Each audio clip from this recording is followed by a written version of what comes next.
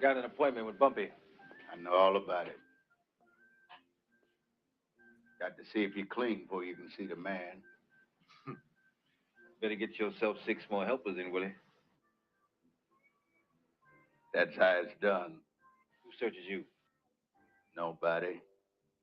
They get the same cat to search us. Got to see if you got a gun on you before you go in. Tell Bumpy we were here. Come on, Ben. You let him walk now, Willie. Bumpy, have your tail. Wait here, I'll call in to the man.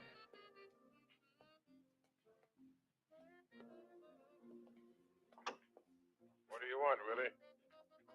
Sheriff out here with some dude. Send them in. He won't let me see if they're clean, Bumpy. Send them in. Go on, you heard him. But listen, Snow White. Me and you gonna tangle sooner or later. Did you hear what I say? Why don't you stop playing with yourself, Willie? You ain't gonna do shit.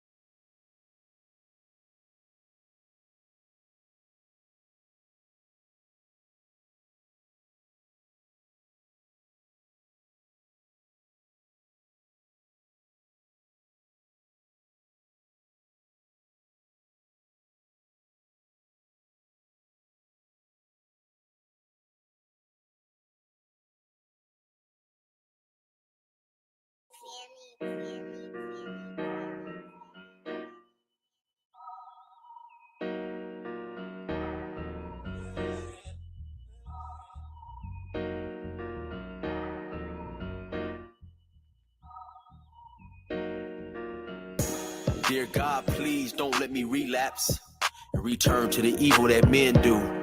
Father God, I pray and ask that you help me to have mercy on others the same way I would want you to have mercy on me. Father God, I also ask that you help me to be quick to forgive and slow to get angry.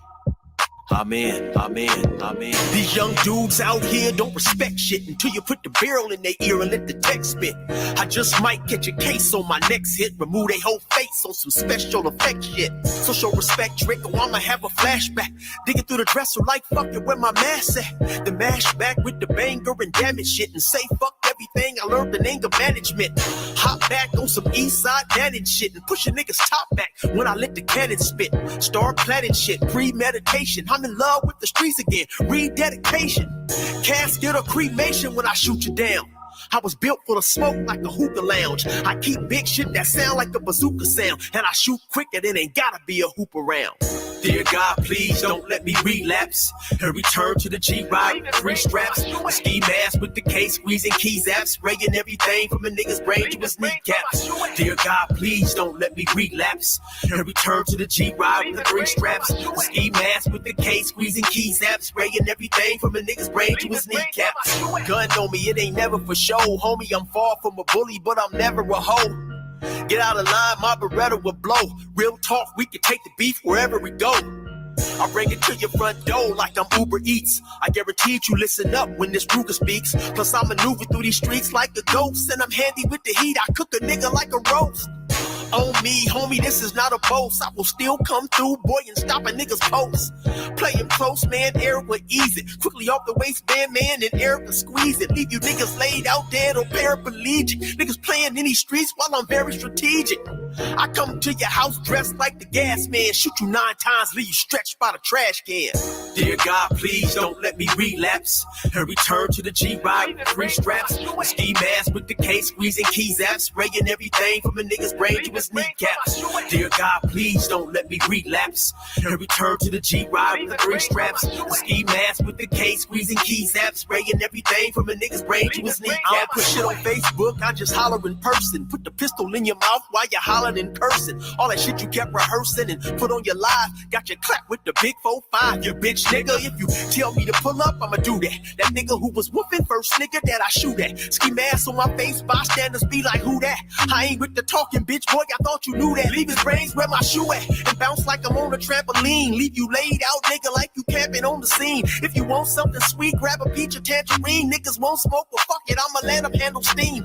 AR with the beam, you see the red dot? We tug on this trigger, nigga, it'll make your head pop. Blood pouring down to your shoes, call it Red Sox. Your brains hanging all over your shoulders like some dreadlocks. Expect the gang of dead off if they ever cross the line. The Lord said in the Bible, oh, revenge is mine. So I'm just trying to find a righteous path between the two. Before I lose control and do the shit I used to do. This being humble shit is new. I'm trying to turn the other cheek, but I ain't never been a bitch, so I watch your mouth when you speak.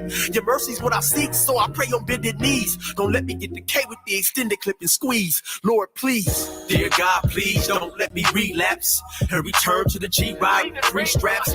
Ski mask with the K, squeezing keys apps, spraying everything from a nigga's brain to his kneecaps. Dear God, please don't let me relapse and return to the G-Ride with the 3 straps. Ski mask with the K, squeezing keys apps, spraying everything from a nigga's brain to his kneecaps.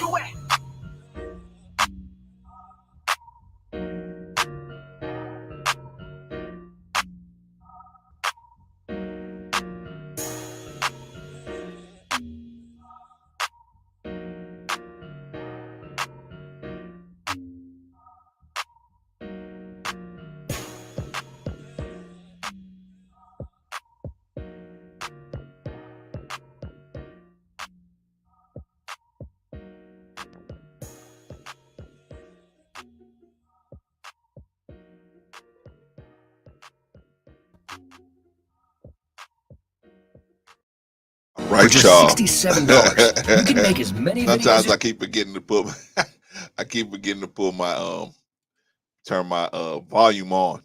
Man, I got so much going on, y'all. What is up, everybody? How's y'all doing today on this beautiful Thursday afternoon, man? It's Thursday afternoon out here in sunny California. Shout out to everybody, man. Hope y'all are having a beautiful Thursday, man. I hope y'all saw. I went out there to Dockweiler Beach this morning, and my HD cam was started messing up out there, right? Never had no problems with it or nothing until I went out there to Dockweiler today, right? But shout out, I went out there and I did a little something with my telephone camera. So, but anyway, just wanted to give y'all a little inspirational shout out, man. You know what I'm saying, man, and start showing y'all that you know, when I started this YouTube thing, I wasn't as feeling as good as I am today. I wasn't in his best physical shape, and so I'm getting a little stronger, getting a little better. So God has blessed me. So man, you know, I'm gonna take y'all around the city, and y'all want to know about how LA is. I might take y'all around the city, let y'all see some things, man. You know what I mean? But definitely the beaches. We got some beautiful beaches out here, man. You know what I'm saying? We got some nice spots out here too. We also, like every other major city, we got some spaces you want to stay away from, man. If you ain't with the business, you have to stay away from it. I saw you out there, Santa Monica, Jill. Yeah, I saw you out there. That's Dockweiler right out here in El Segundo. Right out here, you can take Imperial Highway straight up, and it'll go right into Dockweiler. It goes straight into Dockweiler. It's a T intersection. It goes straight into Dockweiler Beach, and it's T intersection between with Imperial Highway and Vista Del Mar, and Vista Del Mar runs through all those beaches: Dockweiler, Torrance. It goes. I mean, Vista Del Mar because I think it eventually is going to run into uh, PCH, and then hook up with PCH, and then you can go through check all them beaches all the way through Long Beach, all the way through Laguna Beach, all through Orange County, all of those beaches down there. But yeah, shout out. Yeah, I saw you out there, Jill. Yeah, I saw you out there in Santa Monica. That's another good beach. It's another nice beach. You know. But yeah. So I'm gonna be out there, man. I'm gonna be out there, man. Maybe I'll run into you, Jill. I'll say what's up to you. All right. How's everybody doing today? I'm hoping y'all doing well. Man, I took care of a lot of business today, man. You know, had to take care of some financials, man. Just had to I had to take care of some financials, man. Still working on it. Yeah. I used to work right out there. Uh, well, I used to work some in Santa Monica, but right there. What's that beach out there? Uh, it's not Santa Monica. It's a little more north of Santa Monica. It's right there where Gladstone's is, Jill.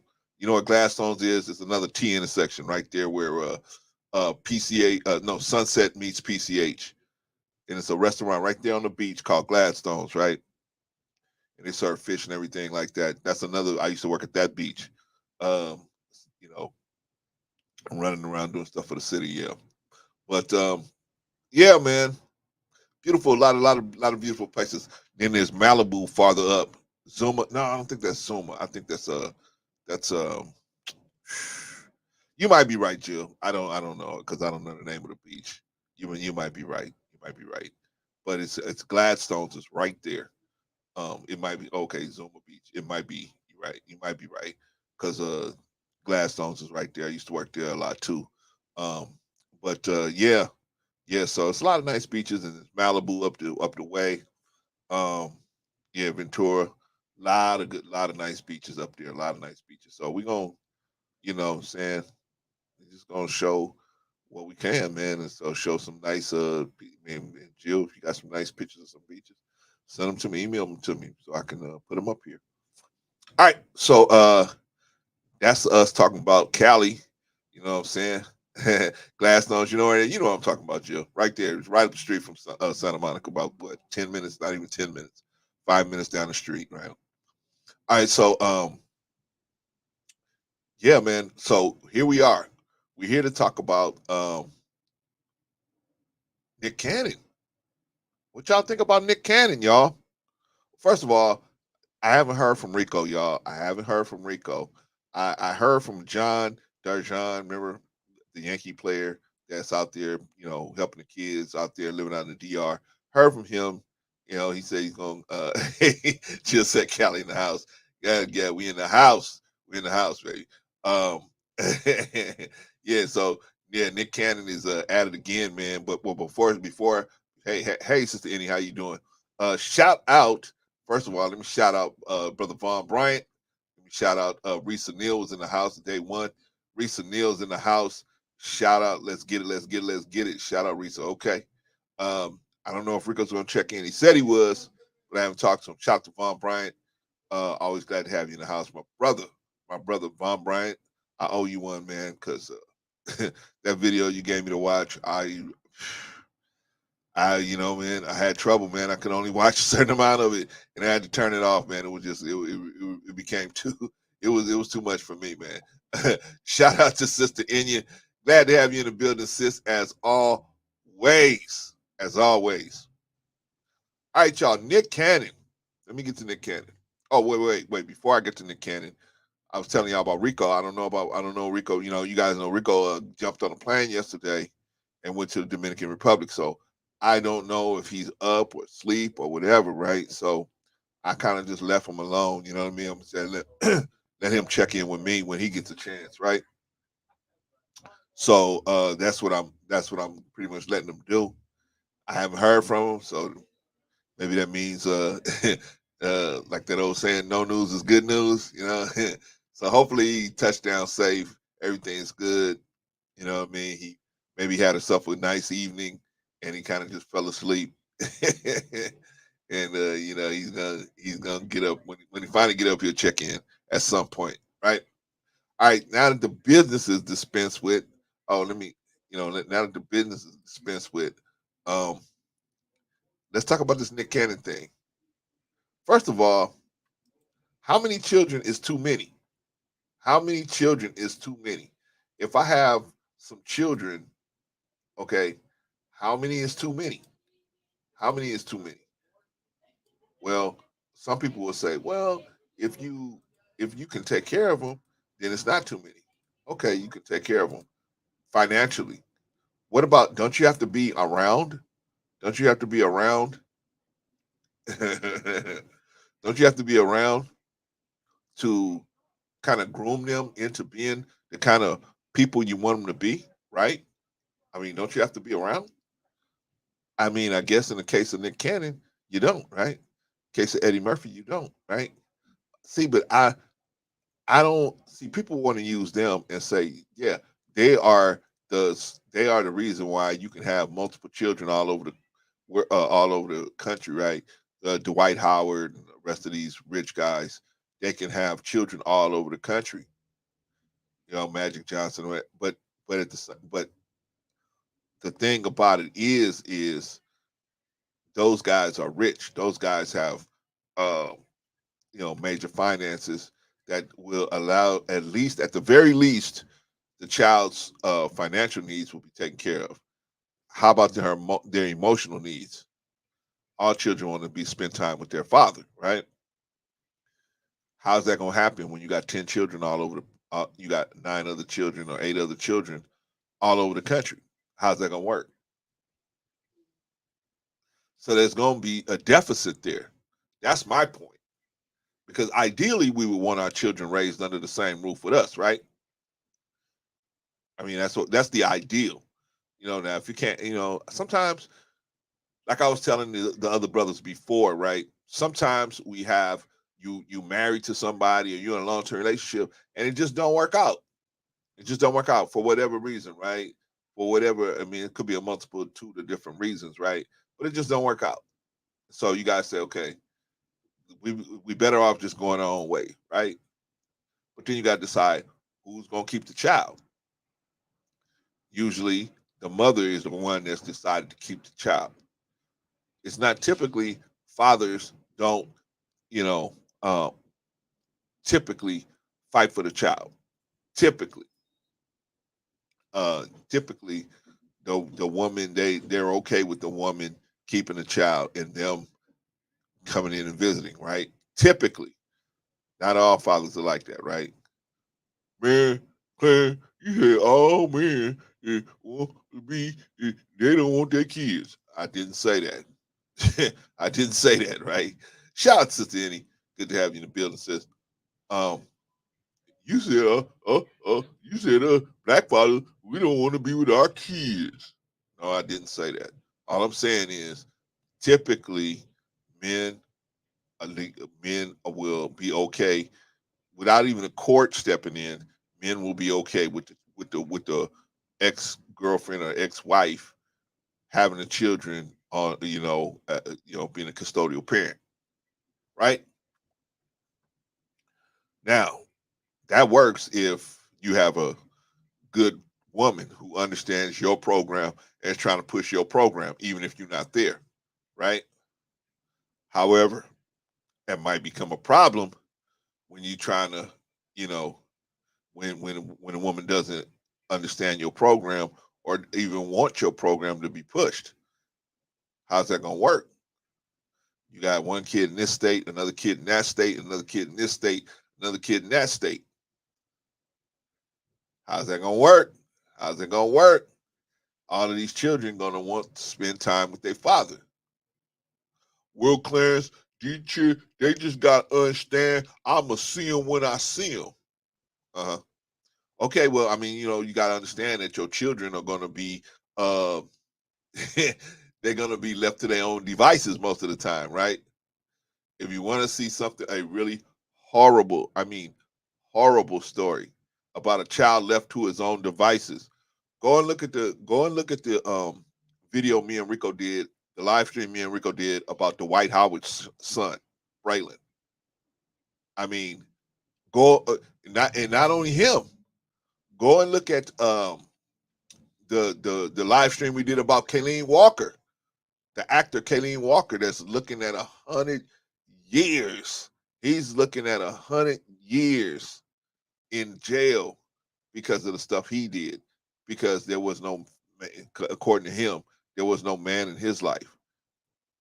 Now I know what Rico would say. If Rico was here. Well, just because there ain't no man here, that don't mean that they're gonna turn out that. No, you're right. That don't mean that's not a lock.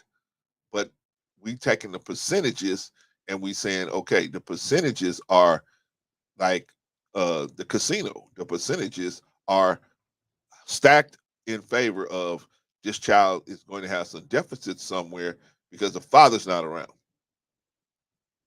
Now, here's the thing. Is this a good thing? See, the thing about what's going on with even Eddie Murphy did the same thing, right? So see, by you using these are just the guys that had all these children, but they're not the average, they're not the regular guy out here, right? The regular guy can't support 9 children in multiple different states, multiple baby mamas. The average guy can't do that, right? Average guy barely trying to pay his own rent, barely got a car that can roll, right? Barely paying his car insurance, barely paying his rent, barely paying for everything. How you gonna take care of multiple children in multiple states, and then on top of that, try to be a father to them? It's difficult. It's difficult. It's difficult on everybody. So my question is, should we encourage this kind of behavior? Just because you got money, should you be able to drop babies on everybody? I heard a man say something so silly. What? Listen to this, Jill. Listen to this, Risa. Listen to this, Annie. I heard a brother say this on another on a show, and it blew my mind. But it shows the kind of logic that men have about children. This man actually said this out of his own mouth. He said a woman can only have children every 9 months. He said that in itself is to let them know that they're only supposed to sexually select once every 9 months. He said, but me as a man, I can impregnate a woman every day of the week. I can impregnate a woman every day. So just because, so the fact that it's possible that I can do it, therefore I should have an allowance for being able to sexually select multiple a lot of times. And see, what I always try to tell these dudes, what I try to tell these dudes, the ones that are listen, most of them don't listen, right? See, it's hard for them, me and them, to relate because I never had those kind of problems with women. You gotta submit. You gotta submit. You gotta submit, and go to over and over and over and over and over again with that, right? You gotta submit. I heard somebody yesterday, right? So I was flipping through, and I heard somebody on the submission topic again. Yeah. You gotta submit. The Lord said you gotta submit to your husband.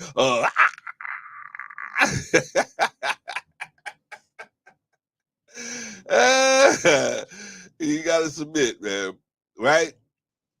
I never had those problems, so I can't relate to these dudes, man. I can't relate to these dudes. To me, that's busterism. Like, why you got to tell a woman to submit to you? Why? That's, bro. If you got to explain to a woman that she need to submit to you, you with the wrong woman, or you got an issue, you got problems. And that's what these clowns don't get that, man. I understand that. Like, why we got to discuss this over and over again, like over and over and over and over and over again, right? Shout out to Sister Eddie, right? I'm just trying, man. I'm telling you, you gotta submit. You got to submit to your man, right? Okay. We get it. But really, a woman that won't submit to right guidance, do you really need that woman in your life? You need to convince a woman to submit to right guidance. And if you do need to convince a woman to submit to right guidance, maybe you should investigate why do you want a woman that's like a woman having to convince a man, hey, I heard somebody broke into the house. And the man say, well, are you going to go down there and check it out? You got, no. You the man. That's your role, right?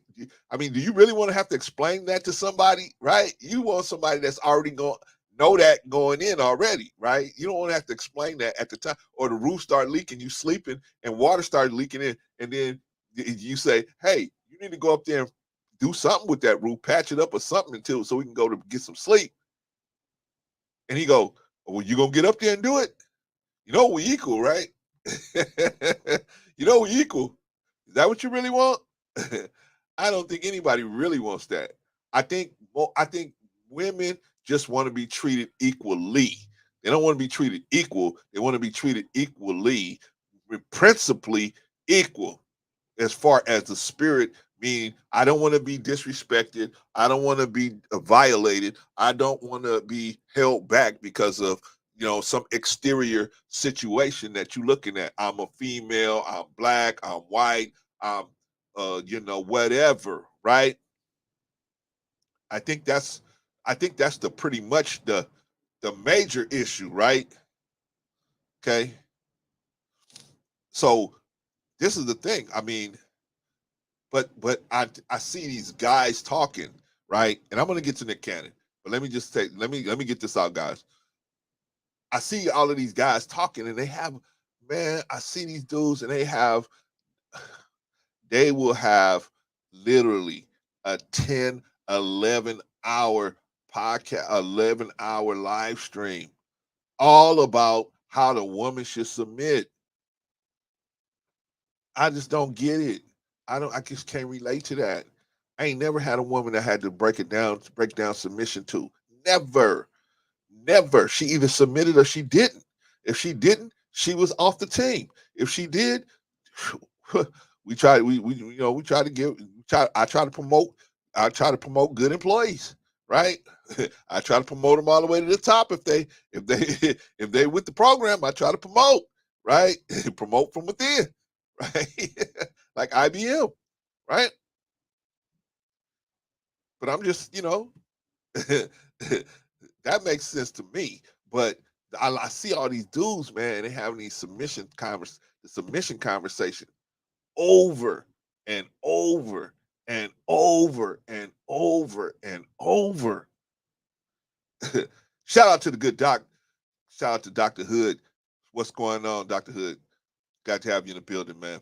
Stick around, man. I'm gonna drop a link in about probably 20 more minutes. What's going on, man? Why are all of these dudes having to discuss? See, it's a whole mentality which connects to the Nick Cannon discussion because I'm gonna get to that in a second. But it just connects to the whole mentality. Like a lot of men just don't see themselves. We don't see ourselves. We don't take a look in the mirror and say, "Man, maybe it's me. Maybe it's me. Maybe I'm the one that's out of pocket." Right? I mean, but nah, man. Women gotta submit. You gotta submit. I gotta submit. Oh, you gotta submit. Why? Why does a woman have to submit to you? Why does she have to? If your program is crazy and she could see that, she got enough sense to see that if she jump in your wagon, it's gonna end up in a ditch and you can't fix none of the wheels. Why should she jump on that bandwagon just because you look good? You got a pretty face or you got a nice body. Nice body ain't gonna keep you warm. It's not gonna keep your children, from being hungry. It's not gonna keep you from living on the street. Come on now, come on now. We as men, man, we got to start looking in the mirror and saying, And then when I have this conversation with dudes, they say, "You on the women's side?" I'm like, I'm just telling you the truth, man. I'm just telling you the truth. Why you think we have so many women that are not marriage quality? That is a direct effect of men that are not marriage quality, men that are not in their right minds. And because you are not in your right mind, you are producing women that are not in their right mind. Therefore, we can't come together on just about anything of any productive substance. We can't even agree on what to call us. I'm an African American. I'm an Afro American. I'm an African American. I'm FBA. I'm ADOS. We can't even agree on that. I'm from Trinidad. I'm from Barbados. I'm from, I mean, at least the Caribbean, man. If people say I'm Caribbean, and then they'll break it down, right? Us in America, man, we black people in America, man, we cannot. We are so confused. I used to have a boss. Whenever we did something crazy, he would say, "Man, you guys are more mixed up than a dog's breakfast, right?" You ever seen a dog's breakfast? Man, you can throw everything out there in the dog, maybe old chicken wings, lettuce, whatever, right? Same thing with hogs, man. If you ever been on a farm, man, what do they call it? Slopping the hogs, right? That's why it's not a good meat to eat, man, because you can feed the hogs anything, man. Old trash, old. You can feed them all kind of stuff that has went bad, and in any kind of normal animals, even a dog's stomach ain't gonna be able to handle that, man. they can handle it, right? Because they got those worms in there that break all that stuff down for them, right? Oh man, we got to watch what we doing. We got to watch the people we bring into our vicinity. We got to watch the food we eat. We got to watch everything.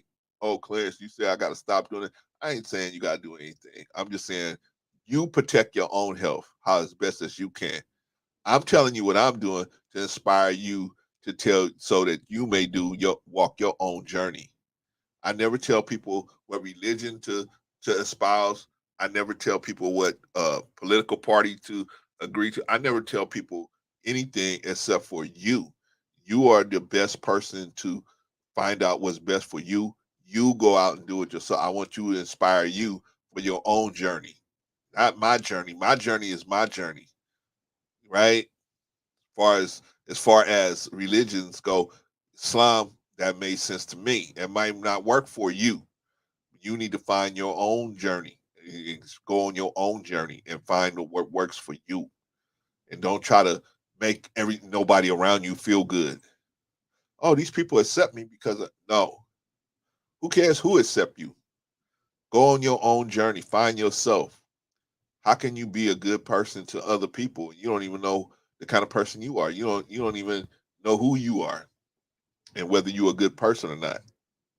But most of us have these facades, right? We got to protect our facades, right? And that's what's important. It ain't even being a real person. It's protecting the facade. That's so crazy, man. That's so crazy. I don't see no gains in that, but a lot of people do. That's what they do. That's all they know, and so that's what they do. Unfortunately for them, I had a friend one time that he was in a gang, right? Actually, a neighbor. He was in a gang. I'm not gonna say the gang, but he was in a well-known street gang out here in Los Angeles. And so I said, and I knew him from when he was a little boy, right? Me and his sisters used to play in the street, and he used to play with us. I mean, we used to play in the street and everything, right? And so he had, we grew up, right? And so he was like in his 30s, still talking this gangbanging stuff, man. I was like, bro, you in your 30s, you got a child yourself. I mean, I knew him well enough to be able to talk to him like that. I said, bro, he's like, shh, this is me. This is who I am. And you know what this crazy part about it is? He had a girlfriend. There was a girl there.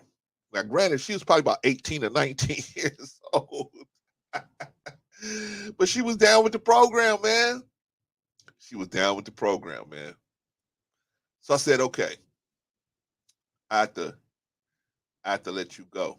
I had to let you go because you not you're not in your right mind, bro. I mean, that old and you still, you still throwing up the sign. Yeah, you still throwing them up. I'm like, okay, all right.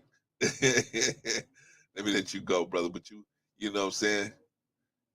Sometimes in this life, y'all, sometimes we're gonna have to cut loved ones off, man. We're gonna have to cut them loose, man. You know what I'm saying? You love them, you know what I'm saying, but you got to say, hey, if you down with the bull, then I gotta let you roll. I got several people like that now, man. Some come to you and some you got to go to them and say, hey, I ain't with this. So, you know what I'm saying? But, if you ever get off this, come on back. I got, the door is open for you as long as key is under the mat, as long as you ain't on that bull. But if you on that bull, leave me out of it, right? You want to get? I know, Jill. I mean, I had to learn that the hard way. I had to learn that the hard way. Juan Brian says, "So wait a minute, Nick Cannon's having yet another baby. How many does that make?" What they say is, they say this is the 9th one, but they say actually he's got another one coming, Vaughn. So this might make number 10. This might make number 10. So he's up there with Eddie Murphy now. He's up there with Eddie Murphy now. Now, I granted, Nick Cannon has the resources to be able to probably at least give all those children a decent lifestyle. Maybe not, super opulent, but at least decent lifestyle. Decent clothes. Never have to worry about being hungry or anything like that. Definitely, right? Brother Anderson, my Taurus brother, glad to have you in the building. My brother, we are black again. Shout out to you, man. Yeah, man. They're the outliers. But let me finish up with the submission people, man. The submission people, right? Black women just don't submit. So we gotta go globe trotting. We gotta remember that old cartoon, Globe Trotters. Going all over the world and back home again. Right? Remember the Globe Trotters cartoon? Some of y'all too young to remember the Globe Trotters cartoon. Y'all don't know nothing about that. Y'all too young for the Globe Trotters. That was what, 72, 71? Get up early in the morning. Remember Saturday morning, you get up. First thing you do is go to the cereal box. You hit the cereal box. You hit the milk. You jam all the cereal. You see if there's a little prize or a toy in there, right? Then after you hit the cereal, what's next? Bam, you sit down in front of the TV, right? Because the adults know that it's kid time. That's the only time you got a little bit of run with the TV, right? Is Saturday mornings, right? And that's the only time they got peace, is they know exactly where you are in front of that TV watching them cartoons, right? You remember, Jill? Right? So that's what we did on Saturday morning. We watched those cartoons, right? Shout out to April Carter. Shout out to you, sis. We went out there. Well, anyway, they had a cartoon called the Harlem Globetrotters. And the Harlem Globetrotters, they went all over the place playing these basketball games all over the place, right? And they would be down 99 to like 40 at halftime, right? And they would come all the way back and win by 2.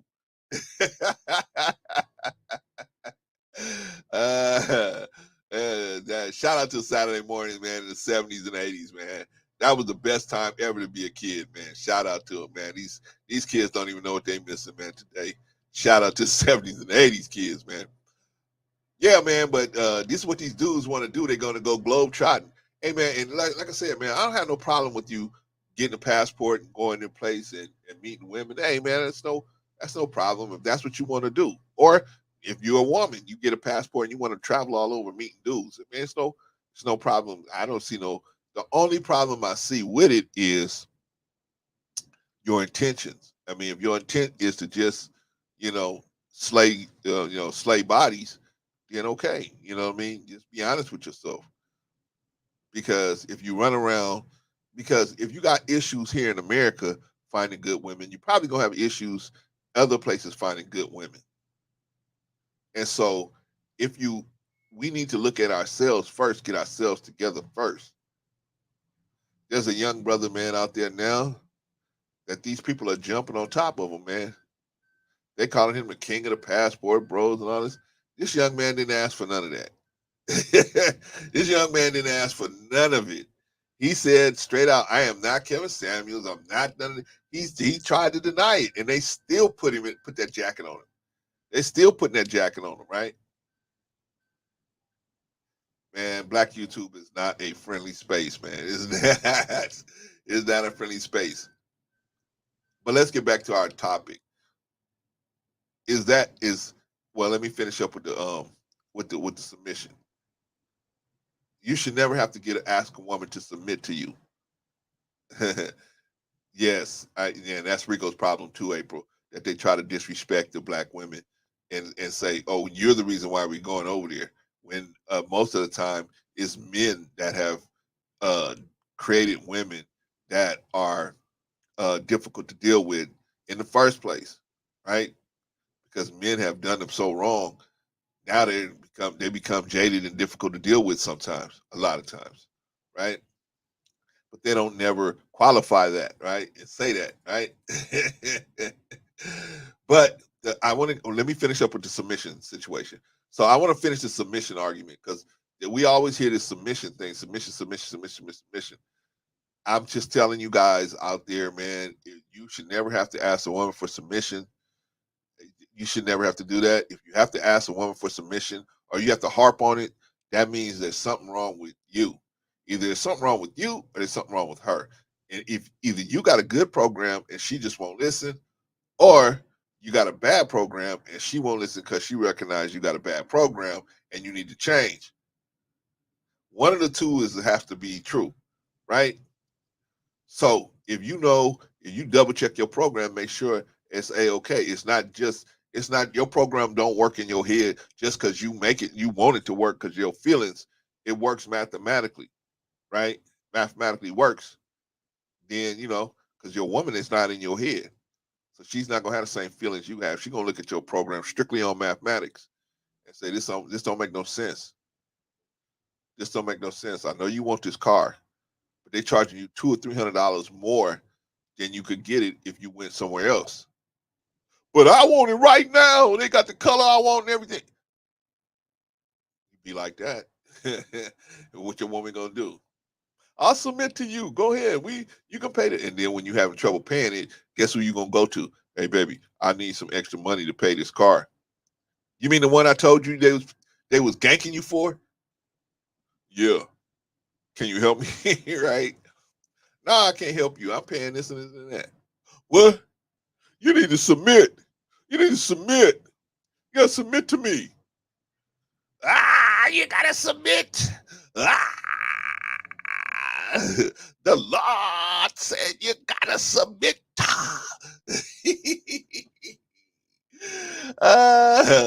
In my opinion, a lot of men who create content on this little red and white app tend to project their misery onto others while calling it facts with their women hating asses. I couldn't have said it better. But I gotta also say the same thing about the women. Sometimes, April, they sometimes do the same thing. I think YouTube, social media in general, is a place where people know that they're not going to get their car pulled. You know what I'm saying? Like people could, on the street, somebody could pull your car. Wait, you know what I'm saying? That's why the gangsters will pull your car right away. What set you from? Huh? What? Well, what set you from? I was with a dude one day. I was with my neighbor, right? My neighbor, and up the street, we heard this bang, right? It was probably about 12 o'clock, 1 o'clock at night.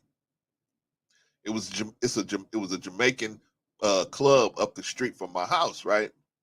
And my neighbor's son, we both heard this crash at the same time, right? We're like, dang, what happened?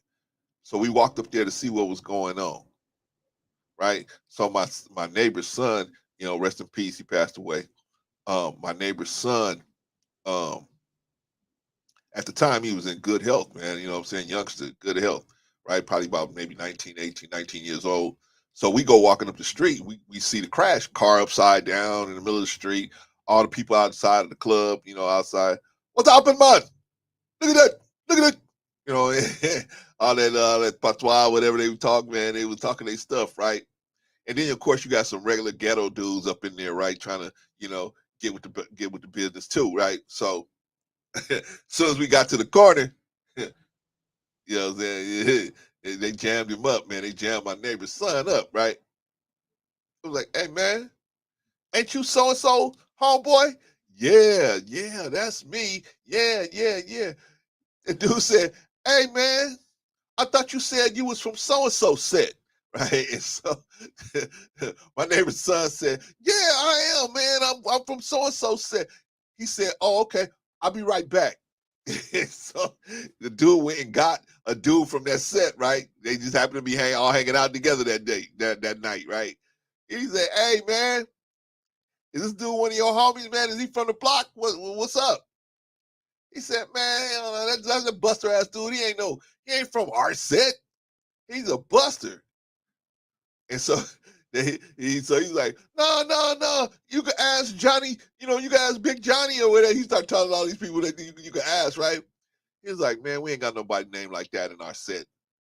So why you claiming our set and you ain't from it? Right? I'm hearing a little bit in the background because I'm talking to one of the security guards, one of the Jamaican security guards, right? He kind of tell me what's going on. And so, but I overhearing what's happening because we got separated, but I could overhear a little bit of what was going on, right? And then they just started whooping on this dude. Pop, pop, pop, pop, pop, pop, mop, mop, mop, mop, mop, right? They was whooping on him, right? So me and the security guard went and pulled him off of them dude, put him out of those other dudes off of him, right? So they tell him, man, we see you again, we gonna get you. We gonna get you. He like, I don't care. Not here, not here, not here, right? So so the security guard made them dudes leave, right? Well, remember, we outside. It's probably about 100 people outside looking at this car wreck, and this all stuff was going on too, right? So security guard told them dudes, hey man, y'all gotta roll, man. Y'all gotta roll. So they left, right? Okay, so I told old boy, I said, man, you better go home. This don't look like no place for you, right? This don't look like no place for you. No, man, I'm good. I'm good. They just didn't know. They didn't know I knew J-Bug. And I said, oh, okay. All right. Because, see, something else happened to you, brother. I'm not pulling nobody off of you again. You ain't got to pull nobody off of me. This my hood. This my hood. I know. Oh, okay. All right. Okay.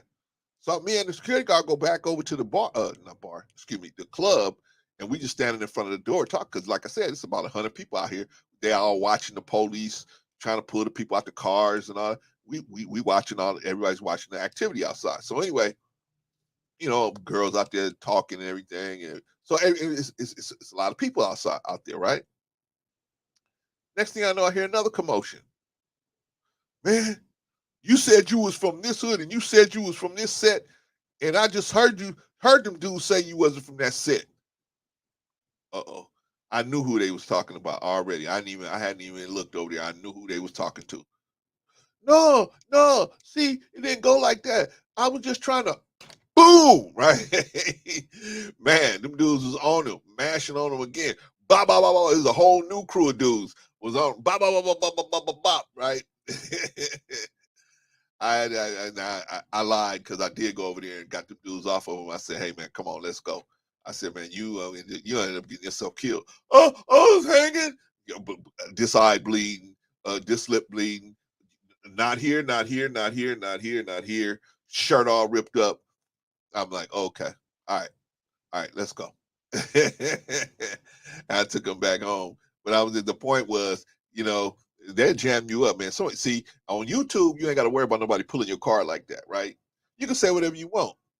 I was on a panel about 2 or 3 days ago, and a brother was like, "Who is this nigga Clarence? Who is this dude?" He was going in. I ain't gonna say his name, but who is it? Coming at me like that? I said, "Hey, bro, hold on, whoa, wait. I ain't come up here for you to disrespect me. You know what I'm saying? So if that's what you're gonna do, let me know. I'm a roll. But you know what I'm saying? I ain't gonna let you sit up here and disrespect me. You know what I'm saying? I didn't come here to disrespect you. See, but they ain't used to people pulling their car like that. So they like, and after that, we was cool. After we had that understanding, we was cool, right? But you know what I'm saying? But people on YouTube and social media, you ain't got to worry about somebody rolling up on you like physically, right? You can say what you want. Yeah. Which one of us is really gonna get on a plane and come and see you? I'm sure not. I'm sure not. The only time I'm come see you is if you start messing with my family. Then I'll come and see you. But other than that, no, ain't nobody gonna really come and see you. Everybody's just gonna be talking and talking and talking. So people just talk and they say stuff, whether it's true or not. They don't even. A lot of people don't even care if it's true. If it fit their narrative, that's what they're gonna roll with, right? Anyway, let's end the submission thing here.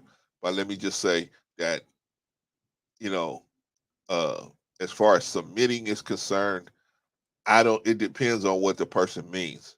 So Whenever you hear somebody say a woman should submit to a man, always try to ask for the definition of submitting. What do you mean by submission? What specifically do you mean by submission? Do you mean that a woman should just blindly follow a man that she can see is walking himself into a ditch? I don't agree with that. That's not submitting.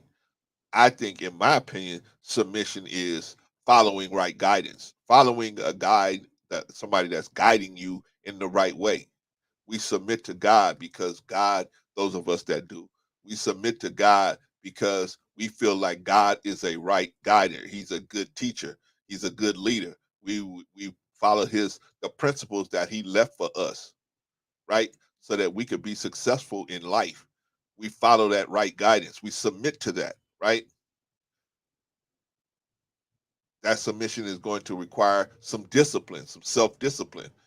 We're going to be required to not do certain things because we following this submission. If we submit to this lifestyle, then we're gonna have to have some restrictions on what we can have. Because if the devil has a lifestyle and God has a lifestyle, those two lifestyles are not going to be the same, right? They're going to be different. There's going to be some restrictions from the devil's lifestyle that's going to be in God. I mean, we both, even though if if it's one person following God, one person following the devil, yes, both people are going to be able to have to breathe oxygen to live. Both people are going to have to breathe. So there's going to be some things that you're going to be able to do the same. But then there's going to be some things you have to do different, and you're going to need some discipline in order to exercise that discipline so that you can stay sucker free, right? God gave us principles so that we can stay sucker free, right? It's us. We we ignore these principles, or we slack up on our principles, and so we allow these suckers to come into our lives. And then we allow ourselves to become a sucker ourselves. And before we know it, we got to allow ourselves to be a sucker so that we can be accepted by another whole group of suckers. I'll be watching some of these podcasts, some of these live streams, man. I'm like, damn. I never in my life thought you could get 10 suckers on the same stage to talk about the same shit every day. Every day. But they find a way to do it. They find a way to do it. And I'm not saying that I'm not lonely. I mean, I have Rico, I have Patrice, you know what I'm saying? I have Vaughn, I have people, I have, and a whole cast of other really smart people that come over here and talk to me. But that's cool for me. I don't have no problem with that because I'd rather talk to y'all than talk to people that's pushing that same program. And then on top of that, giving out such bad advice. They give out such bad advice, man. It's so bad. I've told y'all, man. I'm writing a book. I'm almost done with it, and it's 30 plus questions you need to ask someone if you're thinking about having sex with them. It's hard. It's hard questions, but you got to ask because if you don't, man, you see, we got to do different things than people that are okay with the devil's way. The devil world works. You're going to stand out. You're going to stick out. Jesus stuck out. His disciples, they stuck out. Disciples, they stuck out, right? You're gonna stick out. You're gonna be looked at as, you know, a goody two shoe, or what's the matter with you, right? What's wrong with you? How come you ain't? We out here doing this devilishment. Why you ain't doing this devilishment as well? Something's wrong. See, because you ain't doing the devilishment, there's something wrong with you. No, ain't nothing wrong with me. It's something wrong with y'all. Y'all the one doing the devilishment. You know what I'm saying? But sometimes we ain't strong enough to make that stance, right? We want to be accepted by people. We want to be accepted by people instead of being accepted by God, right? Because God's not the kind of father that's going to say in English to you, job well done, job well done. God doesn't say that to you in English, right? The God that the God of the universe don't speak English. right? So you when he communicates with you, it's gonna be on another level above English, right? Way above English, right? Right? When he speaks with you, it's gonna be you're gonna feel it. You're gonna feel it. You're gonna feel it. It's not gonna be just English words. It's gonna be you're gonna feel it.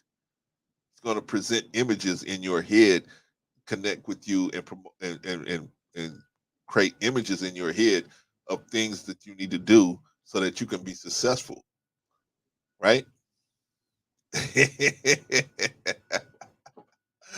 Oh man. But see, hey, like I said, we're gonna look different. You're gonna look different. If there's people out there that's doing bad stuff and you don't want to do bad stuff, you don't look different to them. They're gonna say, why you ain't with the business? What's wrong with you? Something must be wrong with you, right? Man. Something must be wrong with you, man. You ain't rolling with the program, right? Nah, nah. You gotta be strong enough to do your own thing. Even when you're amongst the believers, you're gonna have to do. I remember one time we was out what we call pushing, right? We was the Nation of Islam, we call it pushing when you selling papers, right? So we was out pushing one night, man. We used to push. We had crews, right? We had a crew. We had a daytime crew. We had the midday crew. We had the nighttime crew, and then we had the overnight crew, right? So I hooked up with these overnight brothers, right? Because I was at the time I was working 4 days on and 4 days off, right? So I would have 4 whole days where wasn't nothing happening for me, right? So I hooked up with these dudes that was the overnight crew. So I went out with them, man. We was man, when I say hard driving, we was driving, hard driving. You feel me? We'd hit all the spots out here, man. Larry Parker's, all these different spots out here that used to be popping in the '90s, in the late '80s and the '90s. We would hit them, and we would drop papers on them, right? Dude be like, "Man, get away from me! I'm trying to, you see what I got going on here." I said, "Yeah, I know, brother, but paper's only $1, man. You know what I'm saying? When you get done with her, you're gonna want to have some truth, man. You know what I'm saying? You're gonna get that clarity. You're gonna want some truth here, man. Take the paper with you. Sometimes I wouldn't even sell it. I'll just give it to him. Come on, brother. Here you go, man. Just take it with you, man. Just take it with you. Right? But we would kill him, right? And so then after we got done, we would go to a place. There was one place in LA called Larry Parker's. It used to be open all night, right? So sometimes we would stop by there and have coffee, right? But I personally didn't drink coffee. I don't drink coffee, and so I just got ordered a glass of ice water, right? So everybody at the table, there's 4 other brothers at the table. Everybody at the table had ordered a coffee, and so one brother pulled me to the side and said, "Hey, brother, why you didn't order coffee?" I said, "Because I don't drink coffee." He said, "No, no, brother, never be different. Never be different. Always, if everybody at the table orders coffee, order you a coffee." I said, "But I don't drink coffee. Why would I order something I don't drink?" He said, "Brother, you don't want to be different." I said, "Nah, brother, that don't sound right to me." I said, "That don't sound right to me." I said, "But I hear what you're saying, but maybe that's it." And so I was effectively kicked off the overnight crew because of that, right? Plus some other things that I didn't go along with this brother with, right? I said, okay, maybe this ain't the crew for me, right? But my point is, even people that quote unquote believe what I believe, right? I still had to check them. So you got to be strong, man. You got to be strong in your convict. You got to be convicted in your beliefs. Shout out to Danny G. Said polygyny. Polygyny, no. I'm gonna get into polygyny. Well, let me tell you something. Polygyny is okay if everybody agrees to it. Danny G. Polygyny is okay if everybody agrees to it. But see, what these fools don't understand is, man, if you go to your woman and say, "Hey, I got this great idea. You need a sister wife. I got a great idea. You need a sister wife." "No, I don't." Yes, you do. You need a sister wife. We need to bring somebody else into the picture. Let me ask you something, brother. How long you think a woman's gonna let you have another female involvement with her before she says to herself, "Well, shoot, he got somebody. I might as well get somebody." I mean, there's a reason why. There's a reason why a woman will say yes to a situation like that, right? There's probably a good reason why a woman would say yes to something like that. That's what these guys don't get, man. You know what I'm saying? They don't think about the obvious. Why would a woman agree to be disrespected or agree to be a sister wife? Well, I want to use sister wife because that's a whole nother issue. That's a whole nother issue. If everybody up front agrees with everything, as far as you know how things are going to go, as far as other wives, that's a whole nother issue. I'm saying when you say to you tell a woman, I'm going to be out here having sex with as many women as I want to. You can't say nothing because you already have 2 or 3 children already. So therefore, that price you out the game. You can't say nothing, right? That's stupid. But they out here telling women, hey, you a single mom and you got 2 children by 2 different dudes. Therefore, since I got to share you with these dudes, then I got then you gonna have to share me with the rest of the world. How long do you think a woman is gonna sit there and let you do that and not women? Most women are very vengeful creatures, man. They are not gonna just sit there and let you do that without taking some type of action, right? I mean, if you treat them, the average woman, if you treat her right, most likely she'll treat you right. Most likely.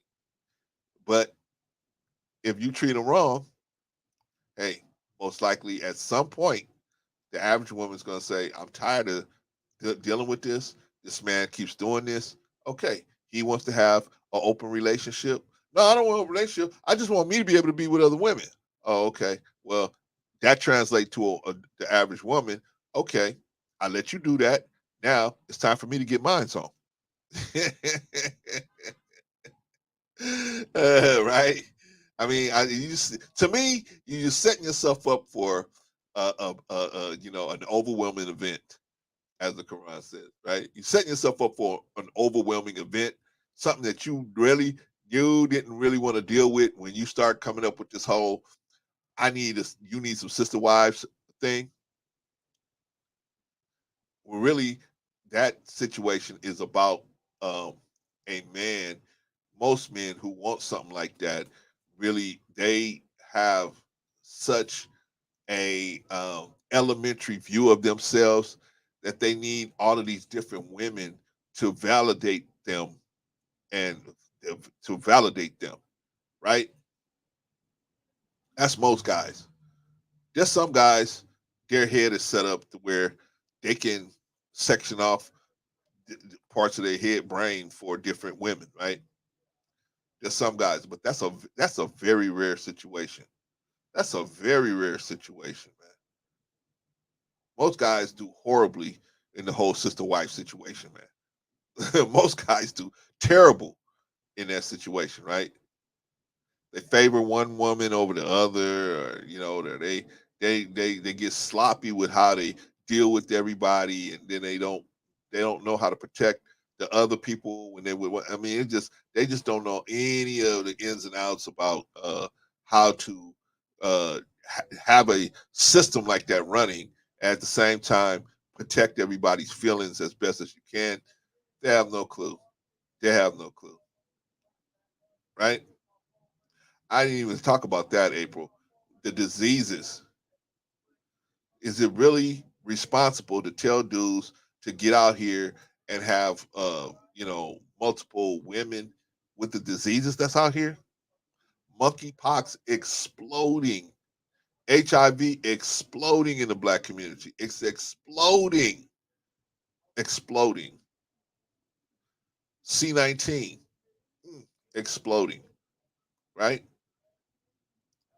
All these different viruses. Not to mention the oldies but goodies, right? Herpes, gonorrhea, syphilis, right? Not to mention the oldies but goodies that's standing up through the test of time, right?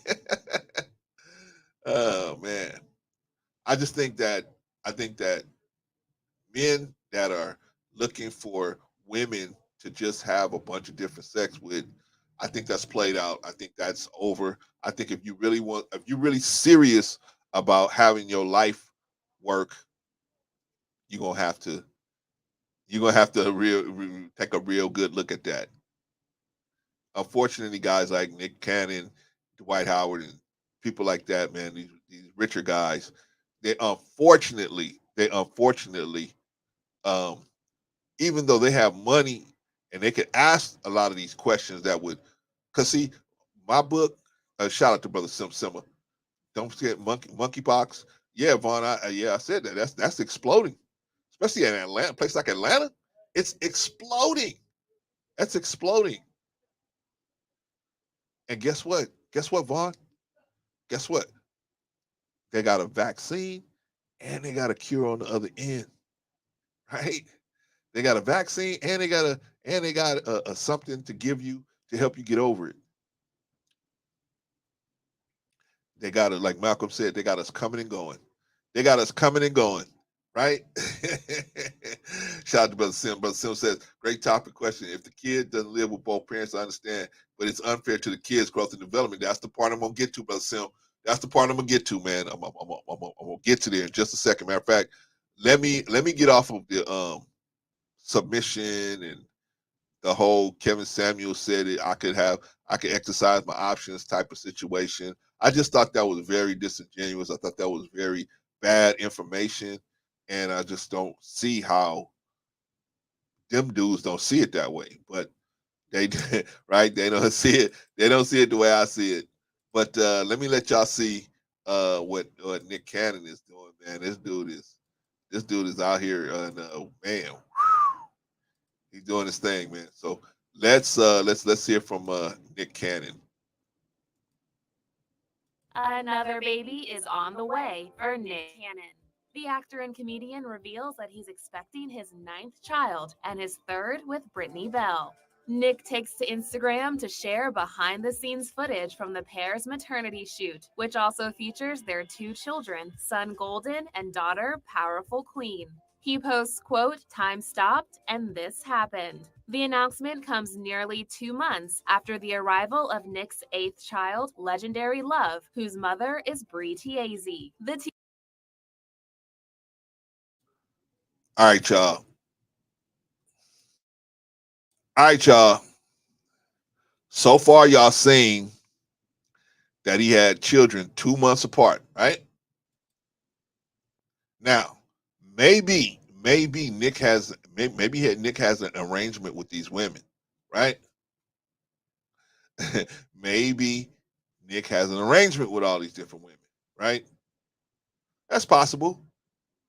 But like I said, like Brother Sim said, see, when you having children all over the place, yeah, maybe you can take care of them financially, right? Eddie Murphy did it, right? But can you be there? Can you be there? No. How are you going to be there for 10 children all over the country? That logistically is not going to make sense, right? The only way it's going to work is if you have a woman that's pushing your program. How many women that you break up with are still going to push your program? We got to be serious about this situation, right? Anyway, this young man, I think he's 42 or 41 or 42, something like that. And he has, uh, they say this is his ninth one, but they say he got another one on the way from another sister.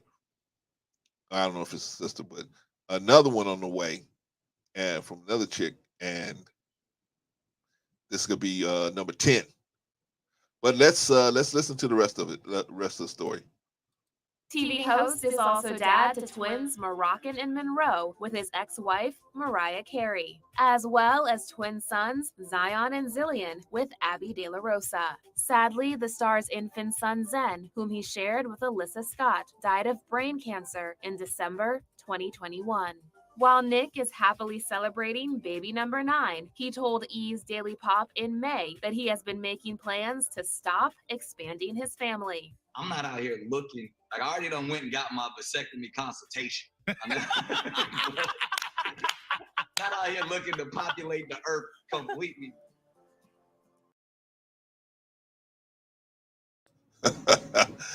Ay. All right, that is Brother Nick Cannon, and he is on a mission, man. He is on a mission. He's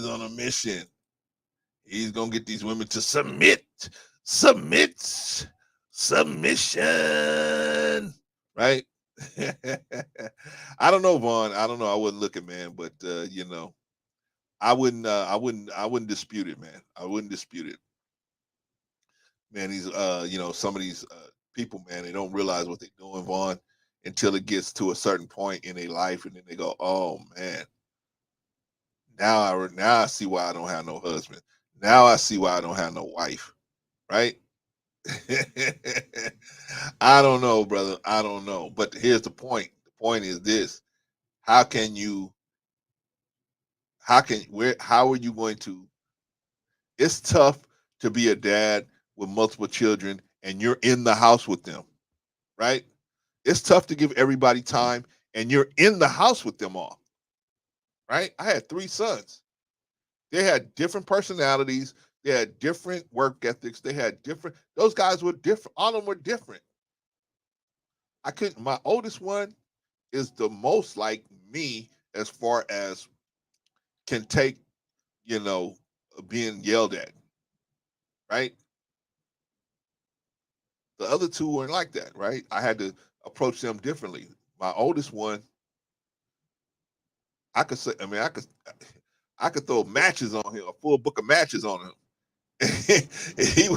he would be like, "All right, I'm still gonna do what I want, but all right."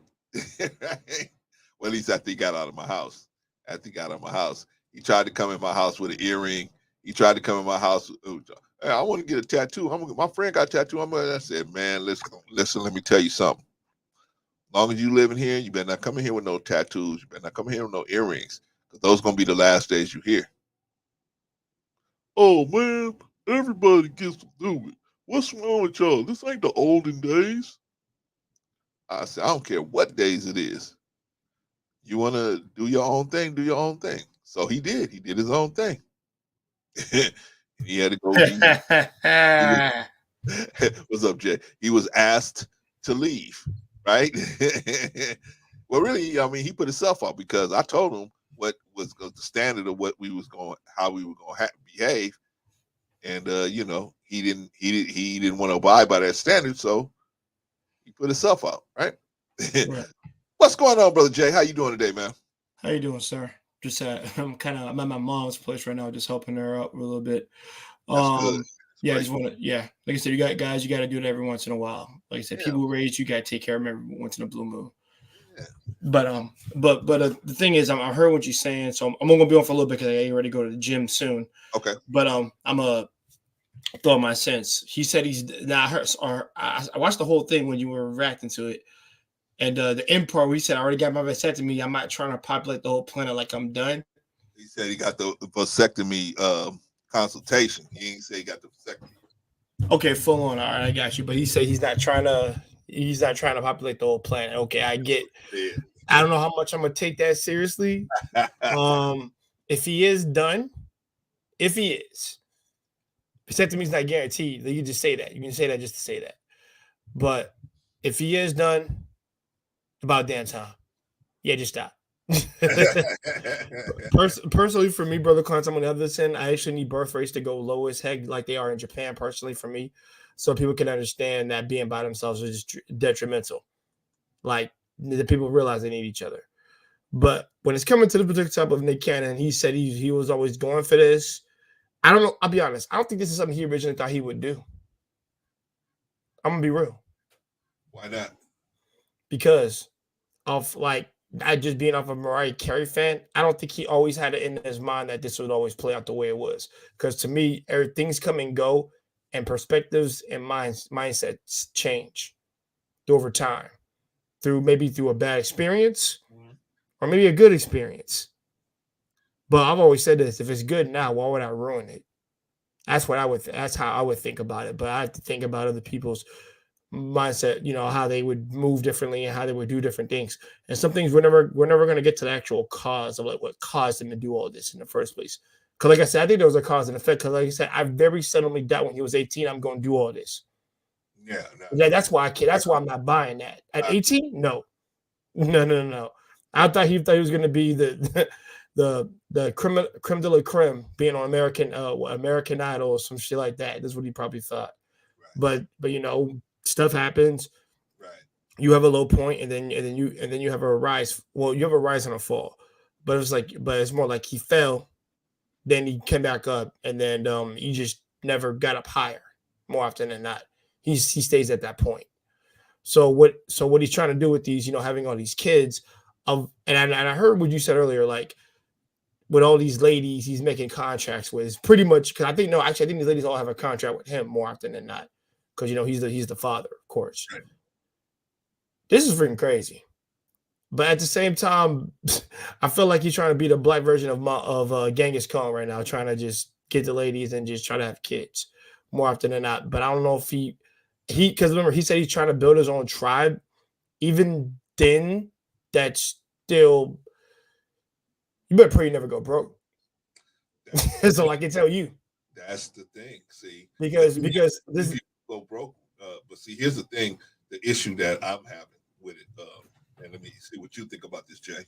All right, so my issue is that he's not going to be like April. He's not going to be able to be on deck for all those children.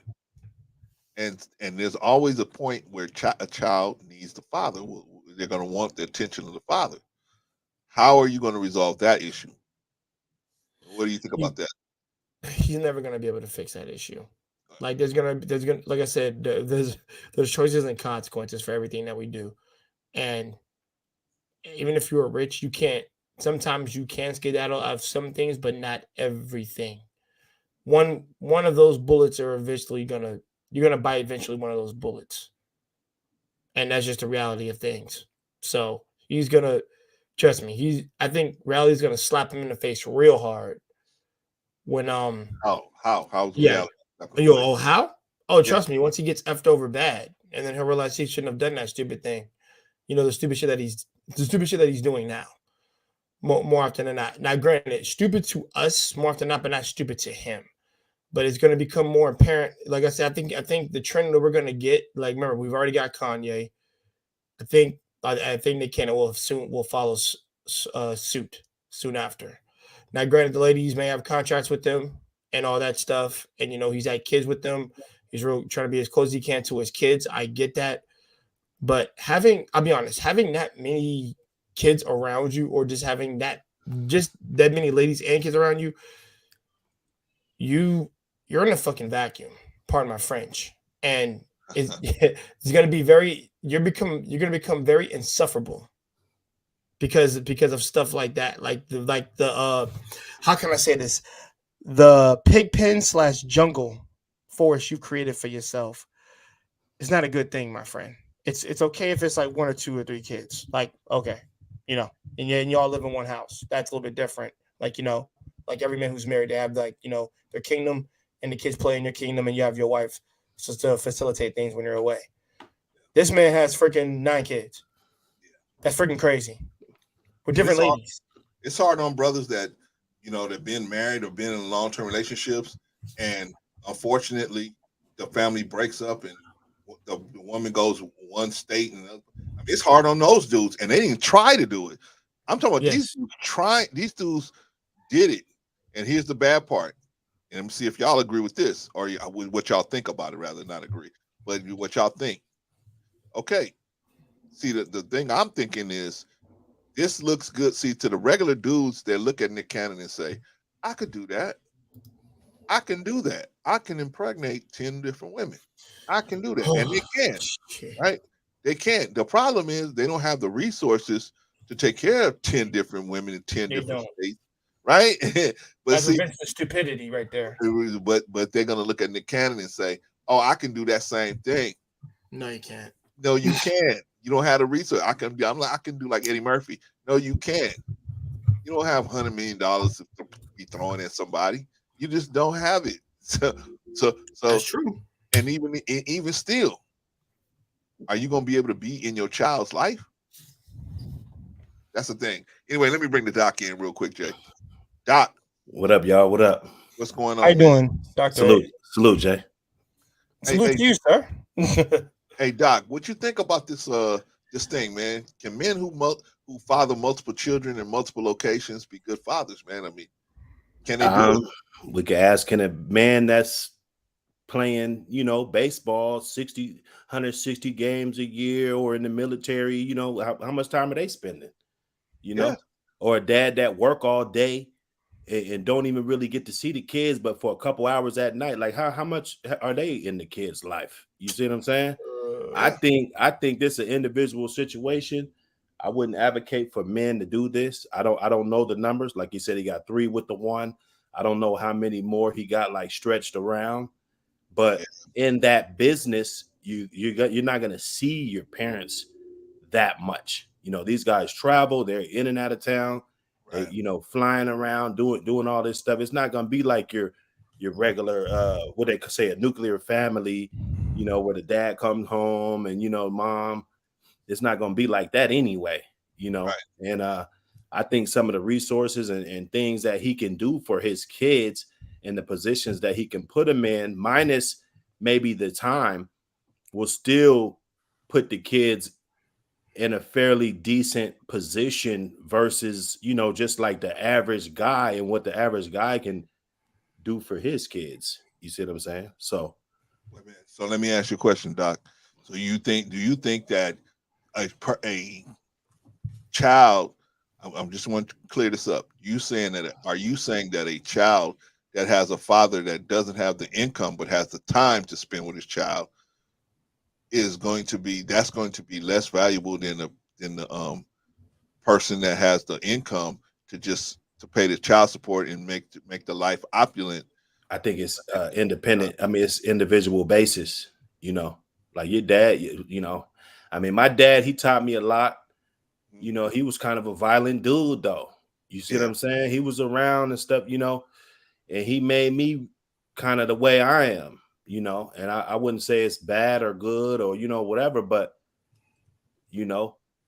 would that be better than having a Nick Cannon that, had the, that you already know from the age of 5 years old that your college is paid for? And, like when I got 17, 18, it wasn't like all of this, oh, your college is paid for and this is what you're going to do and stuff. It wasn't like that. Wasn't my reality, So just to get all the way back down to level ground, I don't know these women. They could be very intelligent. It could be a good situation for him. I wouldn't say that any other guy could pull it off or think you're Nick Cannon, think you got $20 million or however much he got to pull this type of stuff off. But I wouldn't knock what he's doing because that's his situation. That's my thing. I would knock it for me personally. I would knock it for the average dude because I know the average dude don't have that kind of. Because right. I mean, in my opinion, the average dude gonna look at that and say, "I could do what Eddie Murphy did. I could do what Nick Cannon did, and they can't. Right? Physically, we can do that, right? Mm-hmm. But as far as the emotional development of the child, would that be a good thing for the child? Like us paying and having them just around the mother, maybe 80% of the time, and we only spend 20%. I know some good dads in the hood too. They I mean, you could say it's bad or whatever, but they did their thing, kick it with the homies, sold a little dope on the side and stuff, and was in the game and kind of like not really in the gang, but with the gang.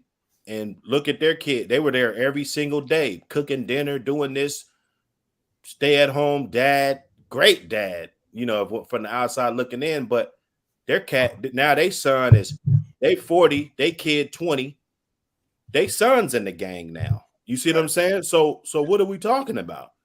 Well, there's no with doc. There's no hard and fast rule that if you're there for your child, they're gonna be the best upstanding citizen. There's no hard and fast rules. Right, You know? right. And so all I'm saying is we're doing like the casino. We're going with the odds.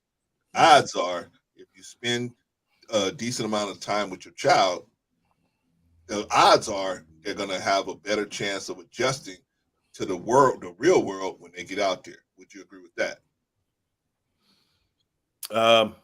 You know, it sounds good. That's a good book. I would keep reading. You know, what I'm saying? That's a good book. You know, I just like to, because everybody's different. I mean, we see that you see kids that grow up in good families, good neighborhoods and stuff, and then they turn out to be the scum of the earth. You know, and then I know I was just looking at Instagram. You know, a female I grew up with. I used to talk smack to her. You know, at the Boys and Girls Club and stuff. Her mom was a prostitute. You know, on the strip right there by her project, because we lived 3-4 blocks down, so we didn't grow up in there. But you know, we had a house. You know, my mom thought it was important for us to be raised in a house. But this girl turned out good. You know, I don't even know her daddy. Never saw her daddy. Her mom was a hoe on the block, smoking crack, buying crack from 15-year-olds. You know, and she did something else with her life. So, you know, I think it's just individual basis, like a mug, though. You know, but you don't want to put the kids out there just intentionally with the bad tools, you know, without the right software. You don't want to put them out there like that. Of course not. You don't want to put soldiers on the battlefield without, you know, the backpack and the thermos and the, you know, the artillery and, you know, all of that. So now I get it, but it's always that's why it's a good topic, because it's always a little bit of gray area and a couple arguments that can be made about it. But Nick Cannon is a unicorn type of situation.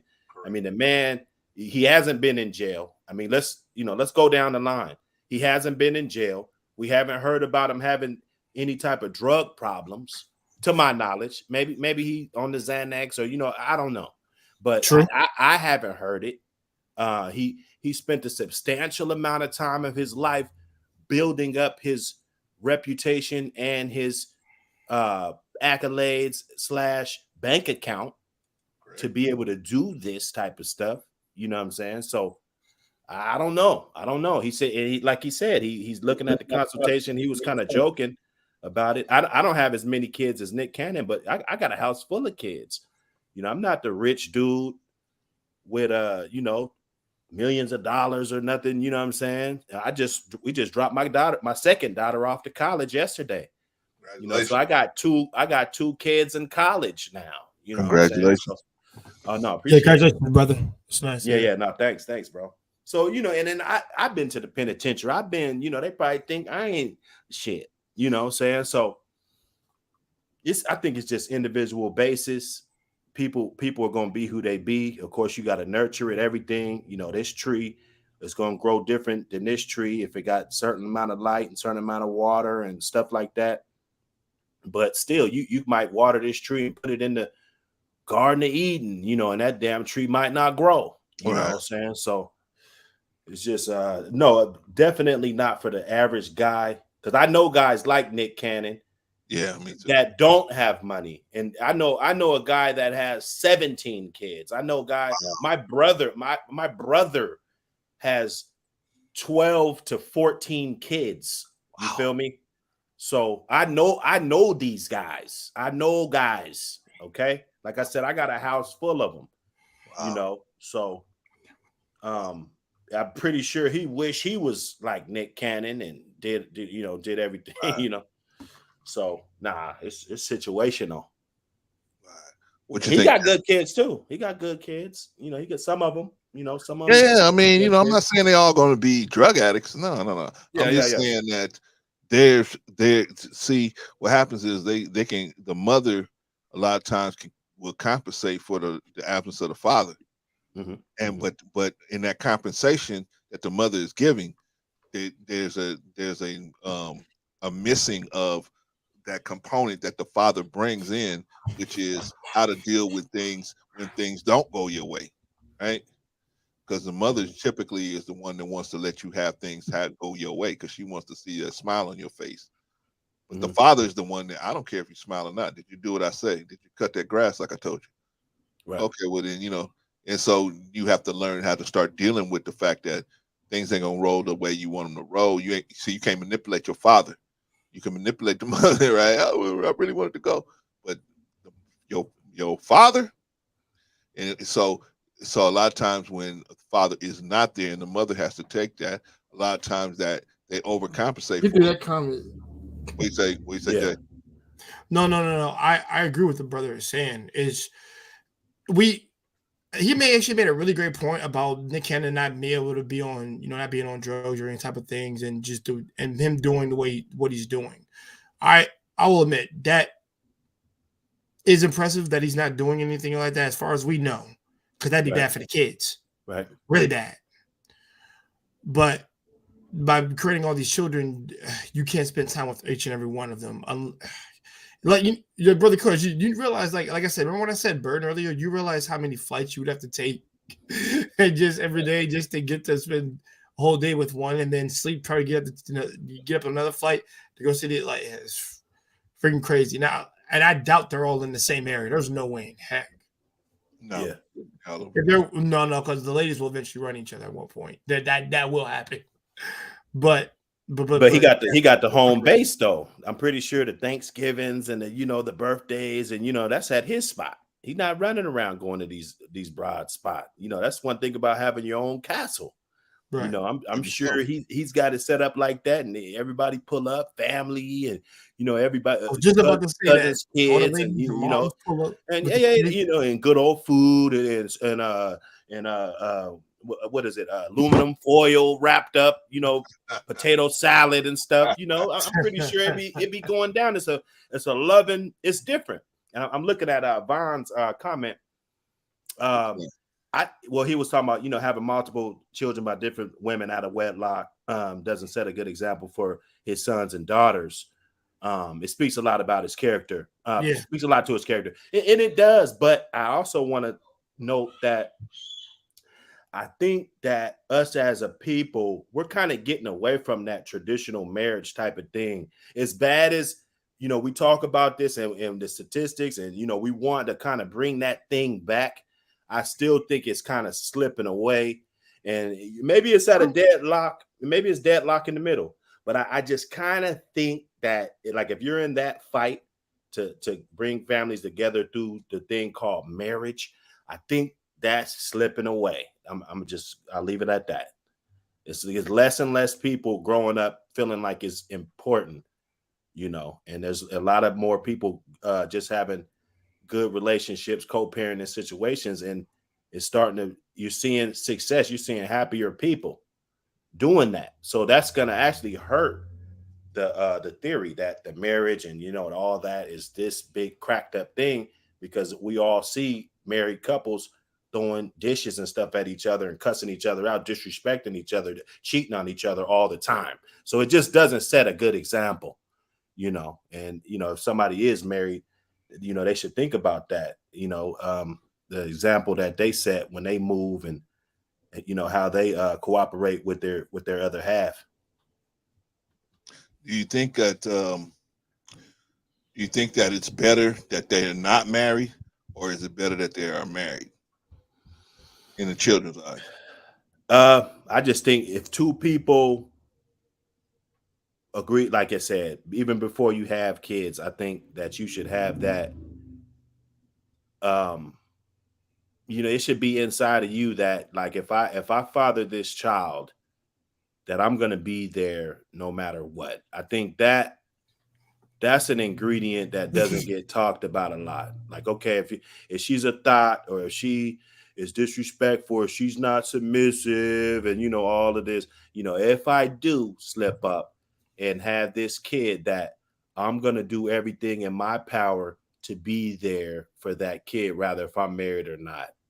I think that should be first, and then, we should talk about, all that other stuff. Locking two people up in a marriage and that they don't even like each other half the time, I think that could be work in a negative way, But I'm not trying to scare people. And No.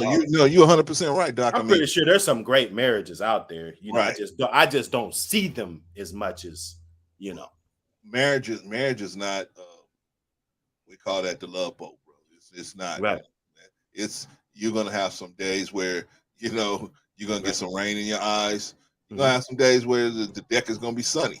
You know what I'm saying? So it's just a constant adjustment. You're constantly adjusting to whatever the situation brings, and that's why we as men should, in my opinion, that's why vetting a woman is so important, because if you can look at a woman and say, okay, I'm attracted to this woman, if that's the only thing that you got where you really want to spend time with her is just because of her body, right? Then that might be an issue as far as trying to get married to her, because like I said, man, there is no happy marriage. There's only marriages that make positive adjustments. Okay, this happened. Okay, now we got to adjust to this. Oh, now we got a child. We got to adjust to that. Oh, now we got another child. We got to adjust to that. Okay, the car insurance went up. Now we got to adjust to this. Oh, we need a bigger house. We got to adjust to that. Now you got to work more hours because you got a bigger house. Now you got to adjust to that. So it's always an adjustment that has to be made. Somebody's sick. Somebody has a chronic illness. Oh, now we have to adjust to that. And it's always an adjustment process as far as the way I see it. So you can within that, you're gonna have some really happy moments. You're gonna have some happy times if you're lucky, and you're gonna have some, you're gonna have some rough times, right? Yeah. Marriage, you're gonna go to some funerals together, right? Oh yeah. Marry somebody together. You're gonna get some phone calls that you wasn't expecting. I just had a car accident. I need you to come down here, right? You know what I'm saying? Yeah. I can't find this child. I found these other children, but I can't find this child, right? So you're gonna have calls, or you're gonna have calls that you wasn't expecting, right? Yeah. Or the school calling you, hey, you know what, Brother Clarence, we can't find your son. We've been through all these classes. We can't find him. We need you to come down here right away, right? So there's going to be things that you're going to go through. But the thing is the other person up for the challenge of making those adjustments? That's the thing. And so, in my opinion, we got to start looking more into the character of the woman, as opposed to, like you were saying, talking about, like, because dudes will go out to a club and, oh, man, this girl look good, right? And then like you said, you get in the bed and then you ring the bell. Now you got to co-parent with somebody who's crazy. Right. I'm not talking about crazy. I'm talking about CRAZEE crazy, right? How are we going to get around that except for vetting? Or do you guys have another way of getting around that situation?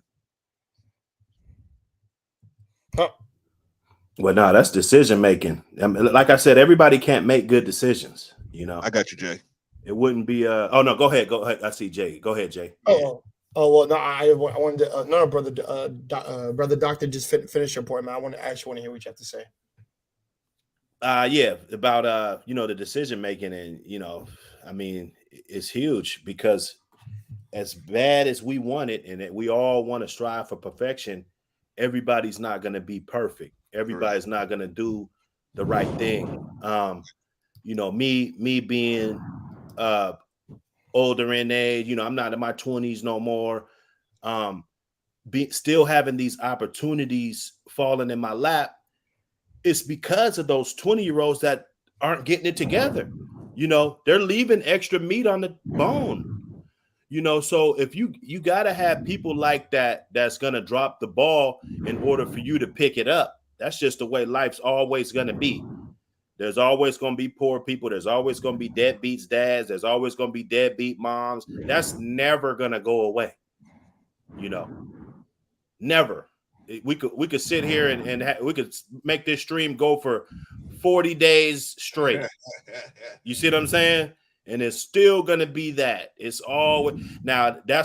Hopefully that's not going to be me. and you're gonna try to make that not be you, and it's gonna be some people switching up, but it's always gonna be somebody screwing it up for everybody else and screwing it up for themselves. Wait a minute. That's the Hold way on, it goes. Doc, who's doing that Darth Vader thing?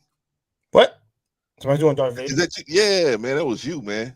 Wait, was that me? It could have been me. It was some Lance. No. Luke, I'm your father, Luke. Luke, I'm your father. Well, my apologies. I guess my face is close to my phone. My apologies. I didn't even hear it because normally I would hear feedback, but no. But Doctor. That was it. I was just cooking, you know. No, I got you, brother. I love the point you gave. And my thing is, I actually will use my brother for an example. My oldest brother. He is married to 2 women, basically, in Saudi Arabia. Now, granted, he has the money to take care of both of them. They have different houses, but he lives in that area. So you can see both. He's not flying in and out, whatever. He's former military. He's a real estate agent. He told me this is something he did not expect, and also something that he wasn't sure he was going to get married again. Later again after that. He's not divorced, but he has 2, and he says, I'm sticking with 2, and that's about all I can handle. I have the love of 2 women. Now we're talking about children, which he planned on having children with one of them so far, and plan on having another one at least. Once he gets done with the set for the one lady, he'll have the other set for the other one because he'll get the hang of doing it. No, he'll get the hang of it because he's responsible enough, he's more mature enough, more than me to really handle that situation the way he's handling it. And I thought to myself, I was like, my older brother's really grown because I couldn't 10 years ago I couldn't have seen him doing this, right? But he's doing it and he's not stressing himself out. He's got a good relief meditation center for himself, and also I'm not gonna throw his mental stuff out there, but he's not mentally reclined or anything like that. It's just more so like he said, if he feels the need to talk to somebody about it, he'll hit us brothers up and we'll talk to him if he needs help with anything, on the stressful side of being a guy and shit like that, having to take care of everything. But trust me, he knows his strengths, and trust me, if there's any weaknesses, we'll talk to him about it. So it's just a matter of I told him, I'm happy for you, brother. Really am. I'm really glad to hear you found some happiness after you finally growing up and and finding people you want to be together with in your life. But the thing is, he's trying to build legacy right here, but also he wants to spend whatever time, before he finally goes, with his children and his wives. And I told him that's the best thing a man could, that's the best thing a man could do, spending his days, is being with his kids. And not actually being with them than being apart from them. When I hear this situation, this is just don't want to say suicide. I can't use that word, but just commit ritual to leave, some shit like that. It's just too much going on. Not enough time with each and every individual infant, and you got too much on your plate right now. I like my brother, who I think you could say like he's built some stuff. No, he's built some things for himself. And also he did after he realized he got married, he did plan for this, to do this. But this just seems like, chaos ensued to me when it comes from Nick Cannon. Like, I don't know. I'm not now. I could make the claim my brother's better than friggin' Nick Cannon. I could do that. I could easily say that. But I think my brother's character has showed me more. No, he showed more maturity than Nick Cannon has. And every time I go back to it, I'll just be like, well, I'm proud of my older brother. At least I'm glad he didn't do this stupid shit. And at least but the thing is, my brother, he's in the good graces of the fathers, and he gave them the deal. And he as a man, he kept his word, stuck to it, and they land over their daughters to him. Literally, he earned them and showed them he cared about them, and also showed that he was willing to take care. He had the money, financial means to take care of them. So it goes hand in hand, brother Clarence. I think to say that character, financial situations, and also just I would say have some compassion in your heart, or more often not in yourself for other individuals, then I can see you possibly being the one to take care of a family. If you don't have any of that, well, you've all seen Wolverine and how that turned out. So you'll be lonely and miserable for the rest of your life. And I know, and trust me, nobody wants to go out that way. I can tell you that much from cats that I've talked to who have been on the streets and who are just lonely and not with anybody. It's a very sad, miserable existence. I can tell you that, and they don't wish that upon anybody. Now, brother Clarence, Rico, I mean, both of y'all married, so y'all good. Hopefully, I'm next on the list in the next 4 to 5 years. Like I said, whether I marry this lady that we're right now, like I said, vetting process, everything. We'll see how it all goes. Yes. Yeah. Please, man. Please. Vet very carefully, man. Very That's carefully. what I'm doing. Not, like I said, I'm thinking with the brain in my head right now. So I've always got my, I got my suspicions and my self-awareness around me. It's just, I just want men to understand that don't just follow a trend because you need to, because this guy's doing it doesn't mean you can do it. Because like I said, this isn't for everybody. This may romanticize, hyphenate that this is what men want. Not really. Want to know why? Because one woman is more, trust me, one of them is a headache enough. Love you, but trust me, you're one headache that I'm taking upon myself. To have 2, 3, 4, 5, like shit, 9. It's freaking crazy. I could never do that. That's too much. But he don't got 9. Let's what number does he have? If one of y'all, this is gonna be number 9, brother. And no, I'm talking about the ladies, baby number 9 ladies. Yeah, my bad. Talking about the babies themselves, right? Yeah, children. Yeah, the babies. No, not the baby, not the babies. I'm talking about the amount of women. I think it's 5. I think it's 5. Okay, 5. Yeah, that's too much. No, that's too much. That's too much. He probably spread itself thin like that. And then when you're dealing with guys with money like that, you're always at risk of leeches and vultures. So you got it. But I'm not gonna protect his money or try to show him how to spend his shit. Hello, gentlemen. Can I jump in for a minute? Please, Rico, jump in. Come on. Before y'all bring me let me sit down. Let me sit down. Let me sit down. No. Before y'all bring me down, let me just say, today is 58 cumpleaños. My motherfucking birthday, bitches. Oh, today's my birthday, bitches. I thought it was a holiday in DC. I thought you were supposed to say holiday. Yes. That we said that. And I'm in the island, and I'm on my 3rd bender. I've been getting bent since about 12 hours. Hey, I came on to drink some water and take a nap, and I'm going back out tonight. Thanks for letting your people know that you landed okay. Okay. Brother Rico, happy birthday to you. Shout out to you. Clarence, I landed yesterday. I don't know if it was okay, but I landed. And I'm telling you, it's beautiful. And look, I just wanted to tap in to tell you motherfuckers I'm enjoying my birthday. I love you all. I miss you. Birthday, I'm sorry I went in there, but you know what? I'm only in here for a couple of minutes. Y'all not going to fuck Nick Cannon. He ain't fucking me up tonight. I'm enjoying my day. And you know what? Just as a teaser, I'm going to send Clarence some pictures in a minute, and Clarence put them up in the stream and share them with the family so I can sit there and let them know that, you know what? Just because you get old, we ain't dead, and we can enjoy the back 9. Yeah. Work your ass off, enjoy your life, take care of your family, take care of your kids, so you can enjoy the back 9 like I'm trying to do each and every day. And I love it. And I'm going to show you guys, me and my son, we're sitting here drinking mojitos. He's drinking tequila sunrise.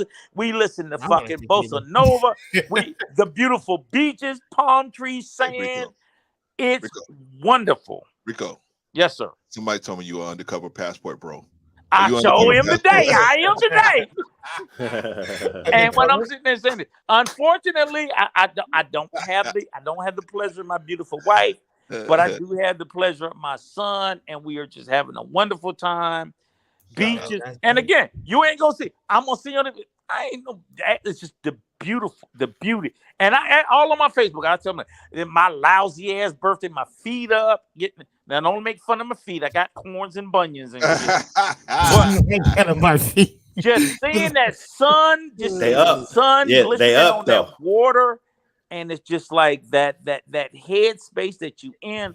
I want to share it with all you guys. And today's my birthday. My son taking me to not tomorrow, but Saturday. We're doing this thing.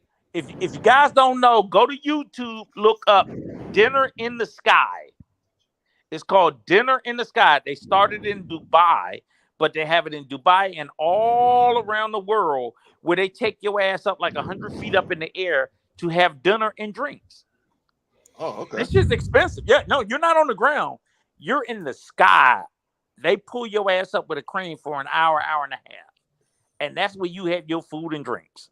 Oh, yeah. I'm looking at it now. Okay. Exactly. Dinner in the Sky. I'm going to have pictures from that Saturday. Okay. I bullshit. And my son said, Dad, I want to take it. I said, okay, cool. Let's do it.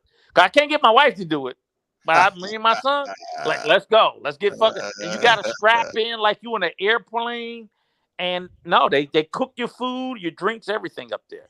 That shit, like, for me, him, and his buddy, it's shit like $600. He's like, yeah, pay for it. Okay, let's go. Wow. And I've been getting, me and him, we got here yesterday. We got towed up yesterday. We've been towed up all day today, like 3 different beaches. We're going to get towed up again because we got his godmother and her husband here at the resort. We got to pick them up and take them around. Saturday, we're going to get towed up again. And, until Sunday, and him and his friend go back, and then I'll be here for the rest of next week. So I'll be streaming from here next week in the island. But I'm going to send you some pictures in a couple of minutes. I want you to show them on the stream and say, look, this is what the other old Negrosaurus is doing. And I'm trying to say it in Spanish since people say I don't, and I'm like, I don't speak Spanish, but 58 años, 58 years old. Rico, stick to English. Rico, no, stick to English. No, I have to tell him Japanese. I have to tell him happy birthday in Japanese since I'm in there. But all I'm trying to tell you guys is I'm enjoying my birthday. I miss you guys. I love you all. And I want to share that joy with you all. I wish I could be there with the conversation, but I told you, Clarence, I said Thursday my birthday now.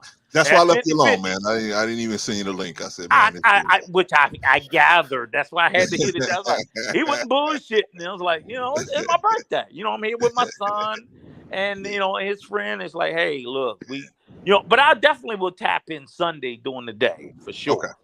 Right.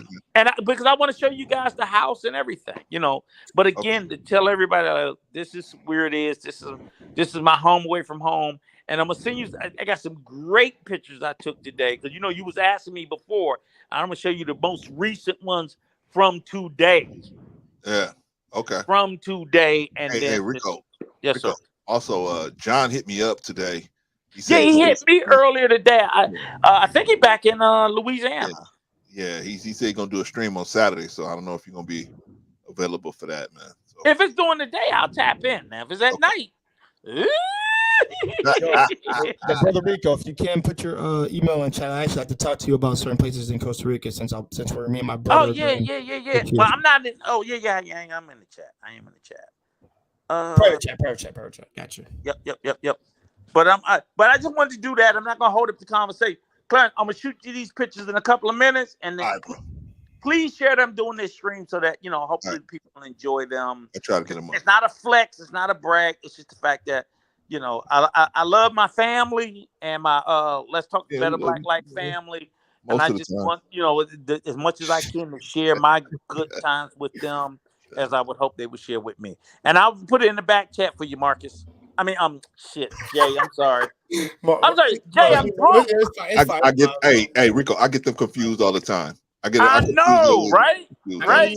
Them young boys, them young folks, right? You shouldn't get me confused. Right. No. But you know what? Look. I've had several. I had mojitos, Hendrix, gin and tonic mojitos, fucking tequila sunrises, endless shit, probably about 12, 13 damn Coronas, Presidente.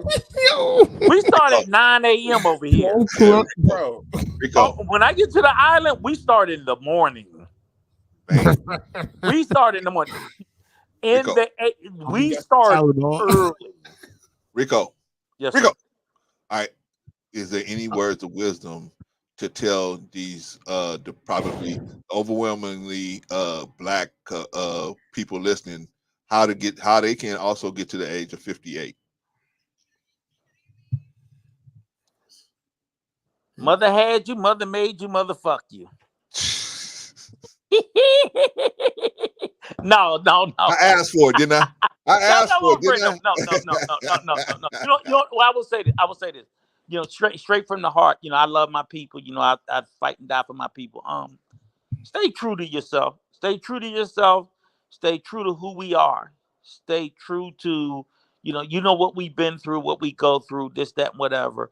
I see you guys are talking about Nick Cannon, and I ain't got the energy for all that plug fuckery. You know, I mean, he's a man of wealth and means, but that does not mean him having the money that he doesn't make horrible decisions. Kanye West is a somewhat of a billionaire, makes horrible fucking decisions. So don't be fooled or beguiled by people who have income income, influence, and intelligence are all mutually exclusive. They are not the same thing. Don't think all people rich are smart, and all people smart are not rich. It just is what it is. Don't chase the bag. I think that's a problem that we've had in our community is people are saying chase the bag at all costs, and I think you lose yourself. So I'm happy to be somewhere here. I don't lose myself. There ain't no bag to chase. If anything, I'm getting fucked out of my money, and I'm happy. I feel happier for it. I feel happier for having less. I mean, I just don't want that. I don't. So if you have to mortgage your soul, ask yourself, is it worth it? Shout out to Big Rick Slaps in the building. Shout out to Big. But again, salute to you guys. Great conversation. Great topic. Sunday, I don't want no church clearance. No church. Start on no time, gender please. war. No Start on gender time, war, please. no church. Find something else. We talk about some alcohol. We'll do an alcohol conversation. No church, no gender war. And I will see you. I will see you. Let's talk to Better Black Life Sunday for All sure. right, and hopefully I'll see John Saturday. Yeah. You Hopefully as well.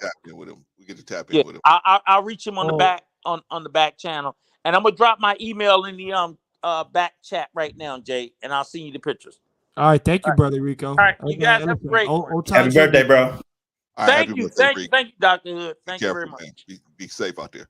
Yep. All right, brother. That was the master jammer, Rico, in the building. Man. All right, y'all. I mean, you know what people always ask me? Well, they don't always, not no more. See, before they used to ask me when me and Rico first started hanging out, they would say, why are you working with Rico? Rico brings the show down. And I said, nah, man, you don't understand, man. Rico's a good dude, man. You just got to get to know him. You stuck on the rough exterior, but Rico is a good dude, man. They would be like, why are you Rico? You letting Rico bring, and Rico's gonna bring your show down. I said, oh, okay. I said, okay, all right. What do y'all think? How far down is Rico bringing the show? He never brings it down. I know, man. I tell you, man, my numbers done did nothing but went straight through the roof since You he guys got are a good duo. I see you. Oh, I see you say you gotta head out, Jay. Any last words, man? Final words? Okay, so final words is, guys, don't do what this guy is doing, but you are you. You can make your own choice. If you want this, if you really think this is what you want to do, go for it and screw yourself over. I don't care. Like I said, you're in control of your own choice. But I would say, as a I'm not gonna say as a black man, as a man right now, I'm gonna tell you right now, do not do that. My advice to you. Because it's very reckless to do stuff that you just see. You need proper information, and you need to know ramifications and consequences that come with said choice and action. If you don't, well, like I said, like I said, you've all seen Wolverine. That can get screwed over like him, or you can be well up to your debt and up to your debt into freaking child support and pension royalties, the whole nine done to you. Trust me, it's not a life you want to live. And honestly, I think the best choice a man can do is really understand where his strengths lie, and also know if he wants a family, just make sure you do it the conventional way or the way that you and that lady have set forth. But don't go around just making children. That's one of the worst things you could possibly do, personally, because children need their fathers, not just they need you 24/7 like they need the mom. And you creating multiple families and just being with one at each of a time at different with not enough time to spare, honestly, is just atrocious. And it's gonna mentally damage the kid ultimately, because I really feel bad for the kid at the end of the day. Not so much the ladies, it's just more so the kid, more often than not. That's really what it is. Your body wash is The heck is that? That But was me. Sorry, Jay. That was me. no, I got you. But no, to cut it all like down to the end now. Don't do it. Don't do it. That's all I can tell you. Just find a lady you settle down with, simple enough. Make that family and make that your freaking kingdom, and that's all you need. The children were simply her, and that's it. And make sure you're legally binded with marriage. End of story. That's all. That's the best advice I can give for y'all today. I had to do a workout. I'm done helping my mom out right now, so I got to go take care of me right now. Y'all have a great night, and don't follow idiot Nick Cannon. Don't care what you want to say. Salute, bro. Dr. Hood, you take care. Brother Clinch, always a pleasure to always be on this panel, man. And everybody, Marcus is doing the chill out today. I'm like I said, once again, I will not be attending. But just go over, like I said, go over there to check out what he has going on. Okay. I told him he could start it on his own. He's my wingman, my brother. I know he can make that stream very entertaining, and also he can always give out good conversations, like Brother Clarence here. Absolutely, man. Absolutely.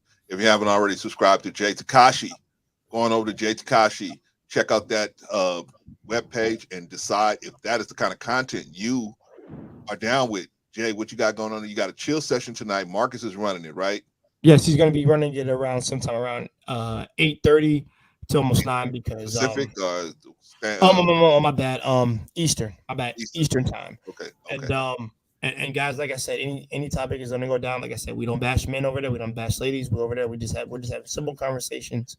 And also, no one is going to thought police you on that channel. I promise you. Like I said, there's no gaslighting. That's not what we got going over there. But all in all, like I said, just check it out if you guys like it. And also, like I said, subscribers always help. And also, I'm always looking to improve what can always be better. And I don't mind criticism. It always helps. You guys have a great day. And hey man, like I said, subscribe to my man. Let's Talk a Better Life. He's really great. He makes great content. Love the stuff that he tackles. I'm really surprised at just his hard work, his ethic. That and it's crazy. Someone older than me is really putting in more work than I am right now, and I'm trying my best. I'm not jealous. It just gonna make me want to work harder. Like I said, what doesn't kill you only make you stronger. Like I said, you observe and you learn and you improve. Simple enough. That's what he's teaching me every time I come up on here. Him and Rico, surprisingly. Rico's funny. Rico's telling me to be funny one day and just have a drink and just let loose. But he does have good. He has good words of wisdom. So shout out to Rico. Shout out to Dr. Hood, Brother Crunch. Y'all have a great night. I gotta dip. And never forget. Like I said, family is key. And if you want that in your life, work for it. Build towards it. And just get it done. Simple enough. Y'all have a great night. All right, big brother. Appreciate you. All right, that was Jay Takashi, man. Jay Takashi. He's always got a bunch of stuff to say. And it's always jewels, man. He drops on us, man. Doc, you still with us, man? Yes, sir. All right, Doc. Now, I don't know if you know who Judge Greg Mathis is. I do. A shout out to Wally, by the way. Glad to have you in the building, brother. All right, so Greg Mathis. Well, let me read Wally's comment real quick. Wally says Nick Cannon have millions of dollars. So he may as well be that loose with himself because there's nothing left for him to do. Shaking my head. Well, there's a lot more he could be doing, man. But the whole point is we looking at it for like the children, man. You know, I'm looking at it like for the children. The children want to be around their fathers, and sometimes in a regular dude's life, sometimes it just don't work out, right? You just get a divorce, or you can't co-parent with the or you can't cohabitate with the person, but you still got to co-parent with them, and they may move to another state or another city or whatever, right? And you still got to figure out a way to co-parent with them, right? That's not the situation. I think that's not deliberate. That's more what I'm looking at, Doc, is more of a deliberate situation where this person deliberately is making all these children and knowingly not going to be involved with them. That's pretty much where I'm having an issue with. But before we talk about that, Doc, let me show you this stream about let me show you this Greg Mathis getting on this dude right here. Yeah. Oh, sound down. Your Honor, I met Brad in August of 2004. We both worked on the same record label. I was a backup dancer. Brad is a rapper. He calls himself the Gingerbread Man, and his lyrics state, "Catch me if you can." No woman can catch the Gingerbread Man. He has 9 kids, 5 baby mothers. I love my kids, Your Honor. Love them enough to take care of them, too, I'm sure. That's why I changed it to the Gingerbread Man, so I can do something positive, take care of my kids. Gingerbread Man sound like you're trying to run from your kids. No, Your Honor. I'm in college, I do spiritual stuff, so there's no way I can get in trouble or do nothing illegal, Your Honor. How are you providing for 9 kids? Your Honor, it's hard. It's real hard, Your Honor. It's real hard. Why are you producing them? You didn't know how you were going to provide for them. You allergic to latex? No, Your Honor. Well, then after the first couple, and you saw you were struggling financially then and couldn't provide for them, you should have been using some type of contraceptive. You producing 9 kids. Who's taking care of them? You don't even know. Who's taking care of them? Well, I take care of them when I got the money, and when I don't got the money, that's really not too much I can do. But you work? Right now, I know. Well, you never have the money. Wow. Where did you work last? I worked last. I don't even remember. Right.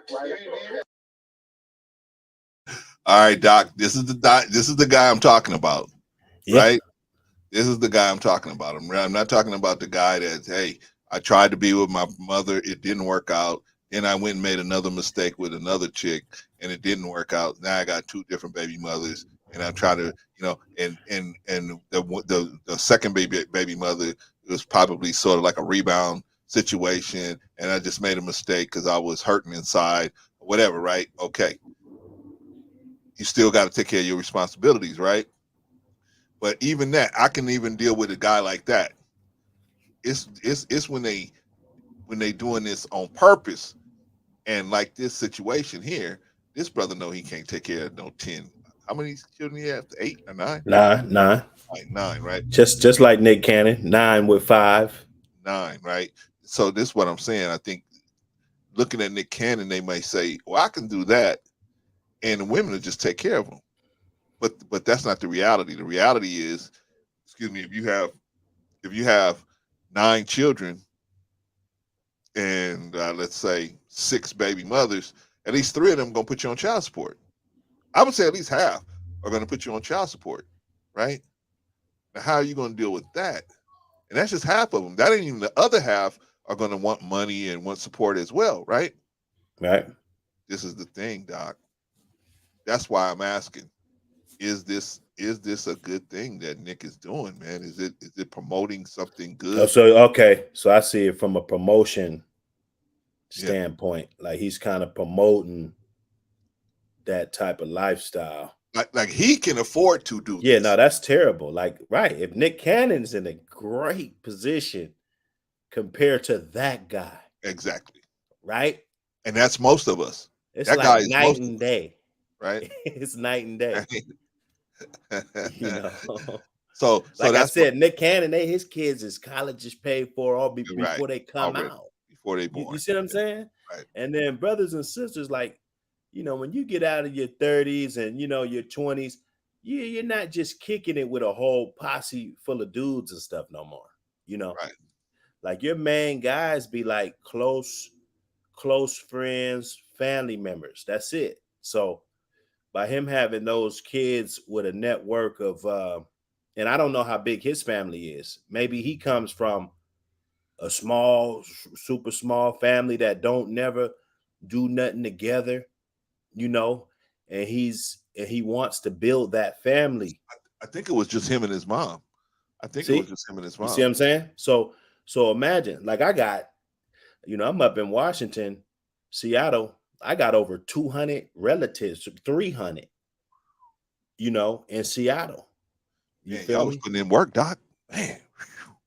Yeah, my grandpa, and what I'm saying, he had 9 kids. My mom had 8. What I'm saying? My mom got 35 grandkids already. Wow. She's 60, she like 62. Man, You she's a know? little bit older than me. Dang. Yeah. So, some people, that's that family, man. You know, that's what that boy wants, and that's what he wants for those kids. He wants a family. Those are Something he people, didn't those have are growing up. right. I'm not saying it's the right thing, y'all. Don't think, Dr. Hood getting up here, saying it's the right thing to do. But I'm just trying to put you in his shoes a little bit, kind of, Right. of what he's probably thinking. I don't think it's just out of, or if that's the case, he would have did it and his career would have never went nowhere. Cause that's what that guy that's on the thing, he 29. The guy on the Judge Mathis, he a young cat. Yeah. With that, like Nick Cannon, if he was really gonna do that recklessly, he would have did that in his 20s and He was blew his and he would have never had a shot at Mariah because he would have had two babies' moms. But he was wrapped up at the time with Mariah, though. Doc. I mean, he was wrapped up. He thought that was going. You know how it is when you really infatuated with somebody. You think, man, this thing ain't never gonna stop. This train is never gonna stop. Well, maybe he wanted more kids too. He probably did. Maybe he did. I had a guy, and I ain't gonna say no names, but okay, he went to jail. He was supposed to do like 30. His stuff got overturned. He ended up doing about 14. And there was a chick that was riding it out with him, but she couldn't have kids. So when he got out, that was pretty much the end of the road. And this girl, she rode it out. Like she rode it out, but she couldn't have kids. When he, the blessing came his way, he was able to get an appeal. They gave him some time back, and he left her. And now he has a son. Now he has a son. He's 40 years old. He's got a son now. So you just don't know how bad people will go and how hard they'll go to have family. I think that's what Nick Cannon's doing, but I could be wrong. You know what? I don't know, man. You might be right. You might be right, brother. Because he as far as I know, he was he pretty much came up with just him and his mom. Spent a little time with his dad, but came up with his mom. Always pretty much been in the entertainment industry where he was around people and it looked like everybody's having a good time.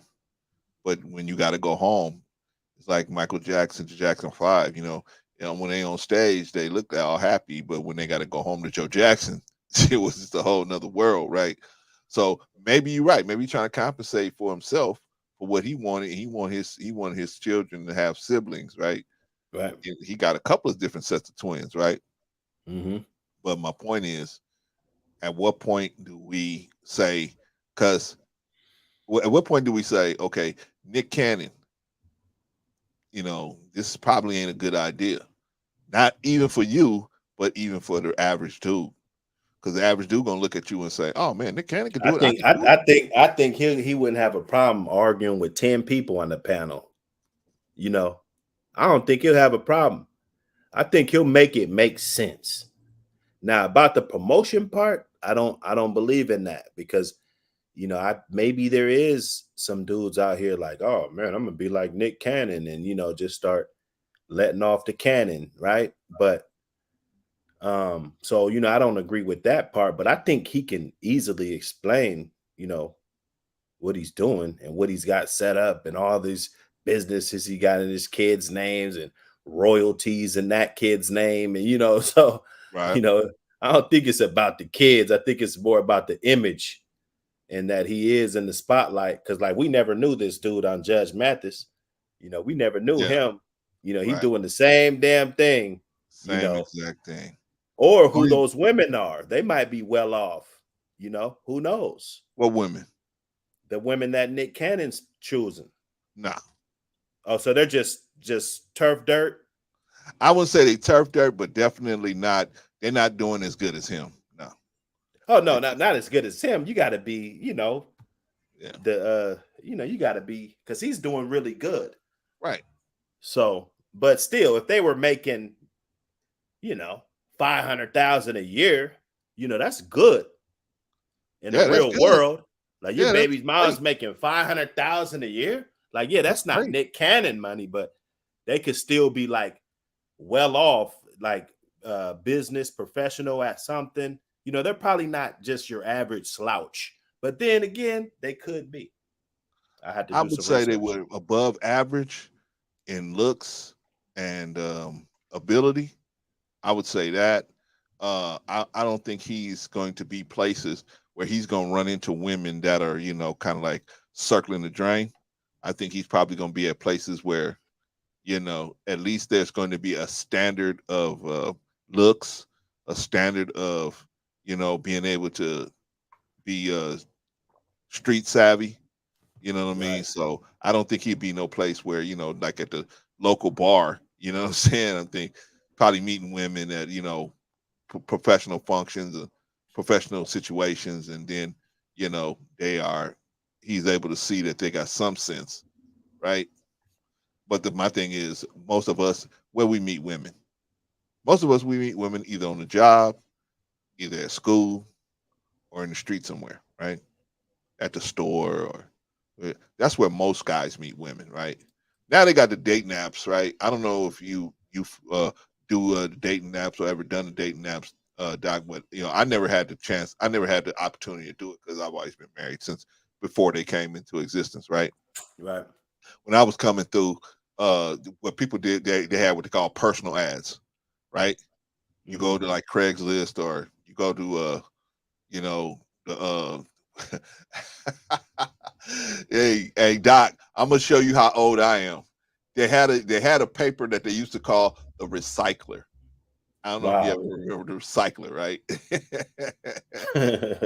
It was a paper called the recycler, and it was pretty much like eBay, but it was on paper, right? The magazine came out every week or something, right? Anyway, in the recycler they had what they call personal ads, want ads. They called the want ads. And you could say, hey, I'm looking for a man or this, I'm looking for a woman, whatever. They called personal ads, right? But that was then. Now you got what? You got the dating apps, right? You got the dating apps. You go to the dating apps. So a lot of guys are losing out on just the ability to be able to meet a woman and get that chemistry before you actually go out with her, right? Because in a dating app, you're gonna already go out. You're already gonna set a date to meet with that person, right? Right. But a guy like Nick Cannon is like Bill Clinton. Just powerful men like that, they're usually gonna meet women in their place of business, right?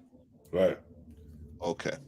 And then you can see, okay, this person's got a good head for business, which probably they got a good, they understand that, we want this to be not be something in the press and all of that. So you're able to have better trust of them being able to handle a situation if you're a big star. But didn't he say he was like a Israelite or something? I don't know if he said that. I'm not sure. I'm not sure. I see him wearing the turbans a lot, but I'm not sure. Because if he is, like, let's hypothetically speaking, if that's what he is practicing or that's what he's subscribing to, then I mean, he's in the clear, right? Well, I mean, he's in the clear. You can do what you want. I mean, if everybody see, this is the thing, Doc. If everybody agrees to it, you can do what you want, right? Right. If I told My wife, when I first met her, I said, hey, look, or even now, say I decide, hey, you know what? I need another woman in my life. I have you, I love you, but you're at this age and there's things that I can't do to you because you're at this age. Right. Right. So I want to do some other things to someone that's probably a little younger that can handle it. So let me get somebody else involved. Right. Right. So she could say, man, you crazy. Like my wife would probably say, you crazy. If you get her, you better stay with her. Right. But or she could say, you know what, that sounds like a cool idea. That sounds, let's talk about it. We gotta Right. put some boundaries down, but yeah, we could talk about it. Let's talk about it. And so it would depend on that, but that's being upfront, right? That's being upfront and telling everybody exactly what's gonna happen, right? But we got some dudes that's see, not only does Nick Cannon, okay, Nick Cannon has not committed to anyone, so therefore there's really no violation there, right? I Right. agree with you on Exactly. that, right? But sometimes we've committed to somebody and we told them, hey, you're gonna be the only person, the only female involved in my life sexually, and then we go and get other people involved, and then these other children pop up, right? Right. Right, and we find out at the funeral, hey, I was always wondering why we used to see you at all these different places, right? I man, I'm not. I'm gonna say it this way. I knew somebody, brother. I knew someone really well.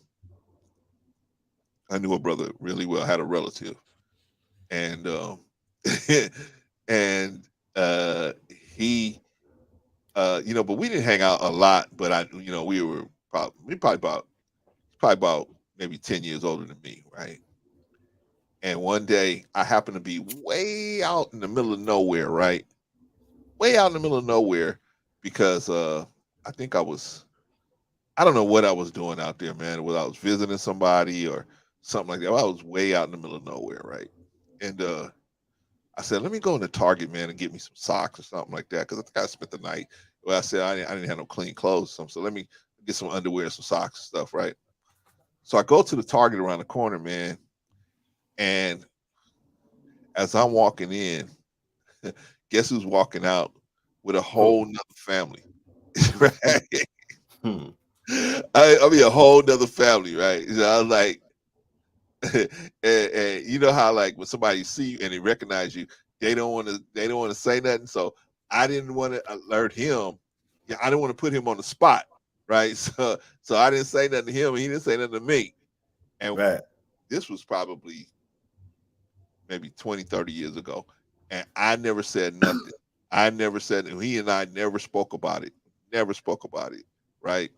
But it was just a thing that I saw him with this whole, I mean, woman, kids, right? I was like, and this is dude, I know his children. I knew his children. I knew his whole family. We got together in family reunions, right? So we knew each other. I knew him, but I didn't want to put him on the spot. But my point is, and unfortunately for him, all of this came to light at some point, and it was a big, ugly situation, right? Like it always does for us, at least.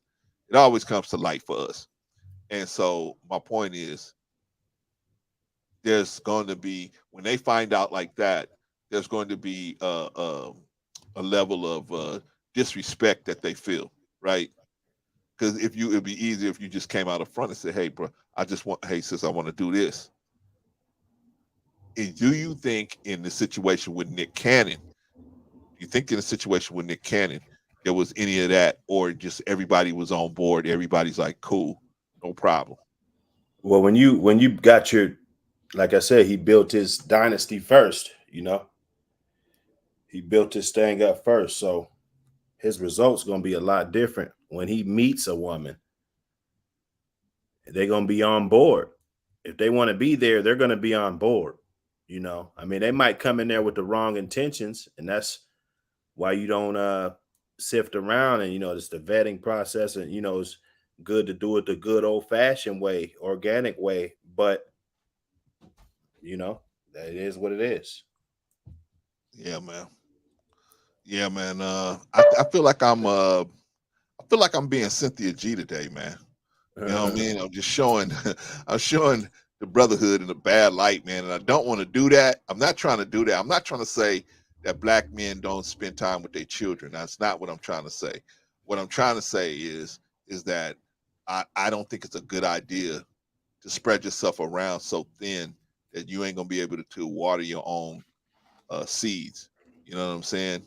Where you spread yourself so thin, you got to have other people. I mean, because if you think about it like this, Doc, and I don't know if you've been in a situation. I've been blessed enough to not have been in this situation, but I know a lot of brothers that have been in this situation. One of my good friends was in this situation where you have different baby mothers. Well, he didn't have different baby. All his children were from one woman. She had a child already, but all his children were from that woman. But when they got divorced, there was other men getting involved with his children, and he Right. had to deal with that situation. Right. And so that is an issue that would terrify me because I wouldn't want any other men involved with my children's lives. And I think that's why a lot of men stay, even though they might not be happy in a It depends on who you're dealing with too, you know.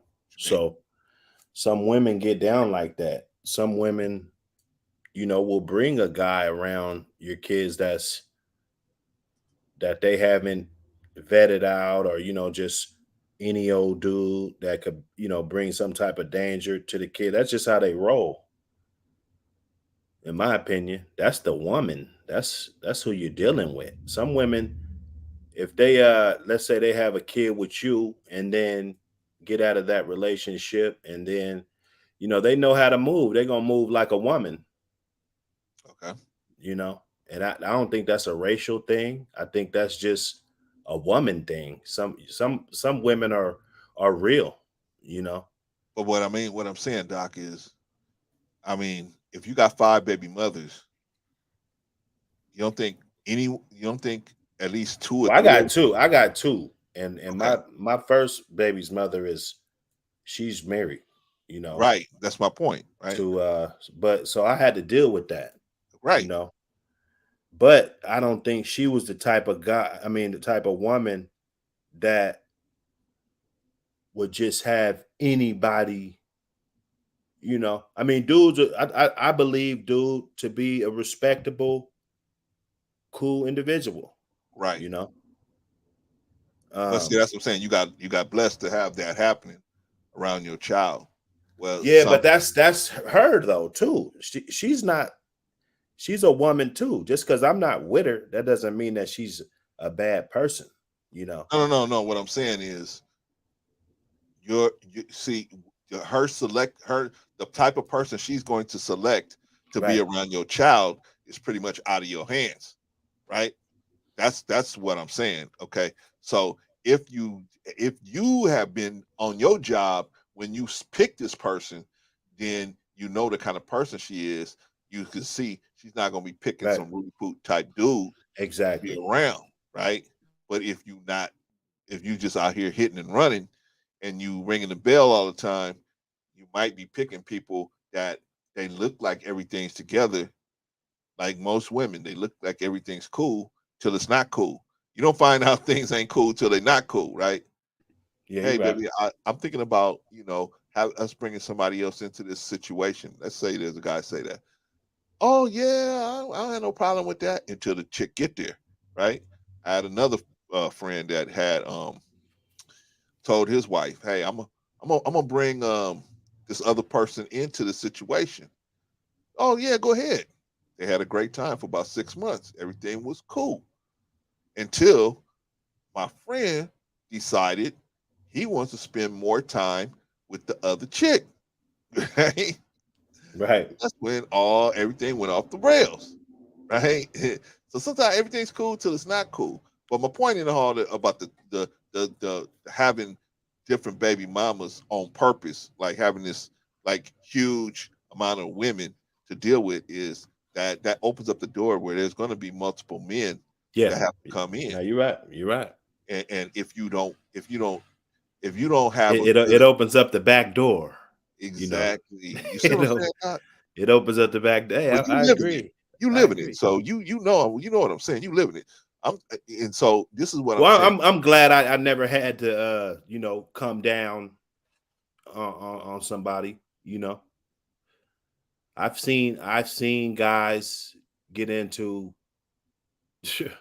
serious situations when it comes to baby's mom and new boyfriend or man or whatever.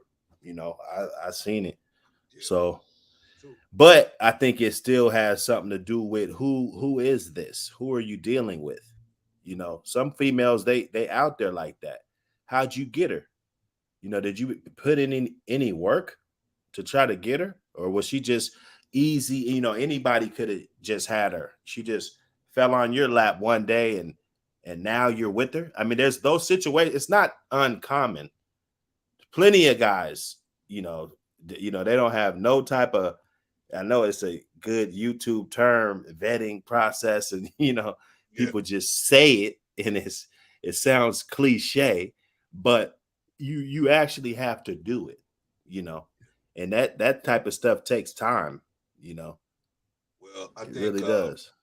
let me ask you a question, Doc. Most guys don't do no serious vetting, right? Well, they're Right. looking for the wrong thing. Right. They want the big booty, right? You Now, can't say that. You can't forget that, right? what I was They cutting off 30% of all women just because they going for the booty, or even more percent of all women. right. Well, see, man, here's my thing, Doc. If you're gonna be with a woman and you think about having sex, man, having sex with the wrong woman. I say this a lot. Having sex with the wrong woman can ruin your life. Can just throw your life in such a bad trajectory. It's very important to vet even a female, But I've been really sticking with the men. I'm gonna get to the females too, but right now I'm on the men. And men, man, if you pick a woman that's not all the way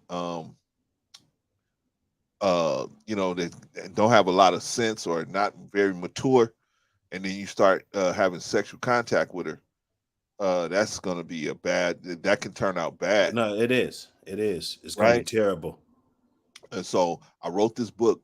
Well, I'm almost done with it. I'm really close to being done with it, and it's called The Thinking Man's ebook, and it's 30 plus questions you should ask somebody if you're thinking about having sex with them. Man. If you're even considering having sex with them, there's some questions you got to ask because we don't know. We say you got to vet the woman. What does that mean? Right. What does vetting mean? Right? Mm-hmm. What does that mean? Oh, okay. I got an obstacle course for you to run. It's Right? hanging No, out, all that. right. So Yeah. when I'm saying what I mean when I say vetting is you got to try to get a uh, synopsis of the character of the person. You already see their physical beauty, right? You already see that, but now you got to get a idea of her character, that what you can't see, her character, how she may respond in different situations, right? Right. You really want somebody that's, you know what I mean? Because a lot of these guys, they be in court, right? It's another thing. And so they go off on me when I say to them, um, the reason why you in court is because you picked this person that's taking you Yeah. to court, No. This man, I right? tell people, man, if two bugs can get together and find a perfect mate, you know, and humans can't, you know, it's Well, see, crazy. it's confusing for us as human beings, right? Because we're the only animals where the beauty appearance makes a difference, right? And bears don't say, "Oh, this bear looks better than that bear. I'm not gonna have sex with this bear. I'm gonna just go have sex with that bear." They don't. The females don't have to compete for the attention of the males, right? The male is close by, lions, tigers, whatever, right? The male's close by, they give off a scent. Any male that's close by, they come and running, right? Well, in human beings, because of such of the overpopulation of females, a beauty appearance now has to come to make some things to we need to separate the kind of women we want to be with, right? And so in order to compete with each other, because other females of other animals don't have to compete, right? Right. But in human beings, we have to our females have to compete for the best men, right? So to compete for the best men, they say, oh, they use a beauty appearance to compete, right? They're gonna say, okay, I'm going to catch his attention with my beauty appearance, Right. right? Then once they got you on the hook with the beauty appearance, then traditionally they start getting into their character, right? Nowadays, they don't get into a character, in my opinion. The guys are so thirsty. They so thirsty, man, that they don't even make them present their character and show them what they're about. They just be like, wow, wow, I can't believe I'm going out with a girl and she looks so good. I can't believe it. Right. I'm gonna tell my friends that I was out with this girl. Who cares, right? We've been out with women that we would say, and we've been out with women we wouldn't say, right? All of us have done that, right? So my point is this: just be true to yourself. Just be true to yourself. What do you think about that, Doc? Yeah, it's I agree. I agree. I think the vetting process it's more than just an individual. Just like if you meet a female and then you're talking to her or whatever. I think it starts back in high school. I think because you know who's gonna be successful and who's not. I knew, like, I could name off 10 females that I went to high school with that I thought was going to be successful, and then the 10 that I thought wasn't going to be successful. I could have wrote that list down back then. Men are smart. I think they get away from that, and then life happens, and then all of a sudden, they don't know how to do this type of stuff. You know who's the cream of the crop. And those are the ones you go after. Then the vetting process starts. You're seeing if they got those other things because they're already equipped with the the knowledge and the ability to be successful just because who they are. Like that award they give out, I think it's the valedictorian or something. You got to have like a 4.0 through your whole high school, all 4 years, 4.0. Shout out to Brother D. Only maybe 5 kids get that award, in the whole school, and, it'd be a couple females up there. Nobody talks to them. They want the cheerleader. Right. We want the loud girl that run around loud and, running around with the booty shorts and leggings and, all of this. We're not trying to get that 4.0 student. Why? Why not? Why not, Doc? Because dudes ain't smart. That's what I did. That's what I did. I made sure of that. I said, okay, I didn't have 4.0, but the woman that I'm with, she's gonna have that 4.0. I mean, because and I want to ask you this because I ask men this and I get lots of different answers, right? Where can good men meet good women? Where can good men meet good women in today's marketplace? Everywhere. Unless it's like just a city that I ain't been to and it's really as bad as people say it is, I think everywhere. There's good women everywhere, It's going to be harder and harder as you get older, it should be, Why is that? Because, you drop the ball on so many. Everybody meets a dozen of them, good ones before he's 25, So you drop the ball on all of those. Remember they used to say you're going to meet 2 great ones. Okay. you're gonna meet two great ones. Every man is gonna meet two great ones. And the first one, you might just want to reshuffle the deck, like, nah, let me reshuffle that deck. See if I can get a bigger fish, Yeah, right. And you drop the ball, It's rare that you be like, okay, yeah, this is the one that you're with is like one of the great ones. Like, okay, yeah, she was one of the great ones, that you had access to or whatever, however far your arms are. So now that's good women everywhere, I think. Okay, when you say everywhere, give me an example of everywhere. Well, every city, every state. Yeah, but I mean, where exactly? Where? The store, the shoe store. Where exactly can you meet these good women? See, me, I always had my own establishment, kind of. So I would bump into them, basically. I mean, I was doing what I would like to consider top-notch stuff. So it's kind of just come to you if you're doing it like that, But that's what I recommend. I ain't never been the guy to just go out and just try to chase women. So I wouldn't know, like where they at, restaurants and up here, you can meet some nice women. They got some real high-end areas,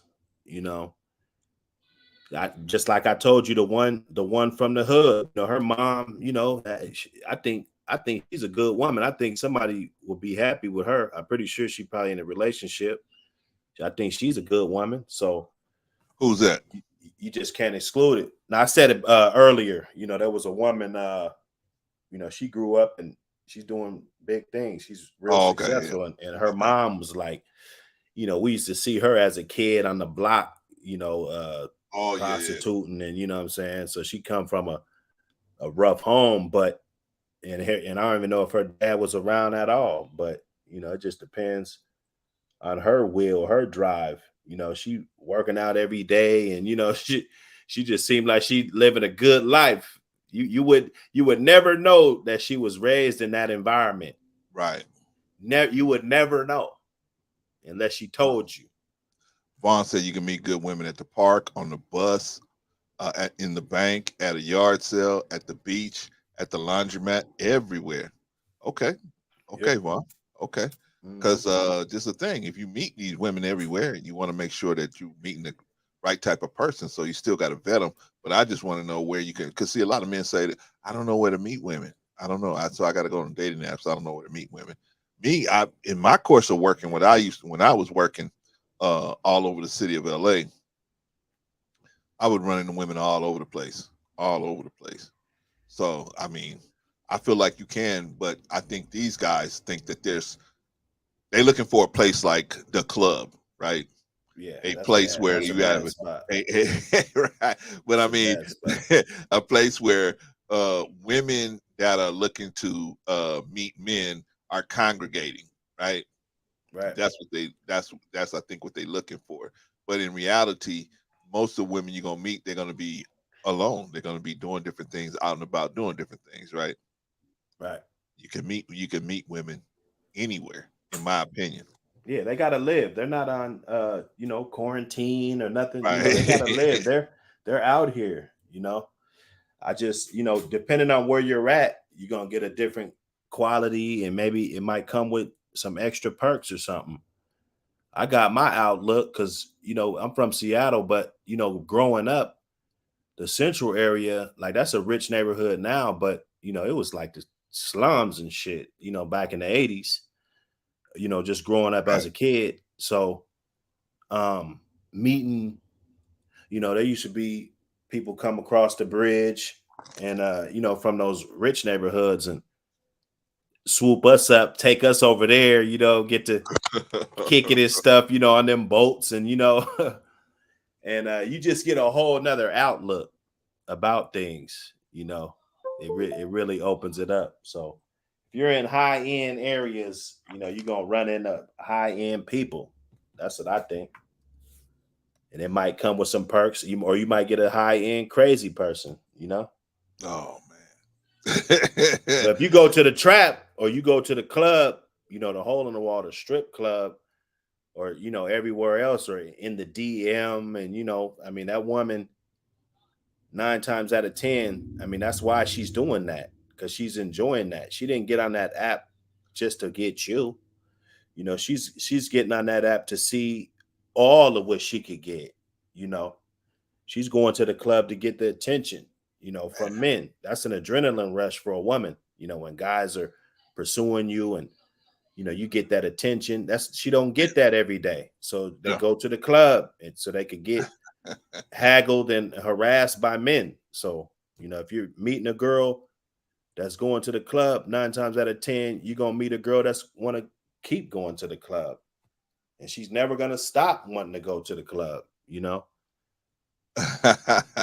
Vaughn say, notice how I didn't say church. How come I can't meet women in church, Vaughn? How come I can't go to the mosque and meet women? Oh man. All right, Doc. Let me start wrapping this thing up, man. Okay.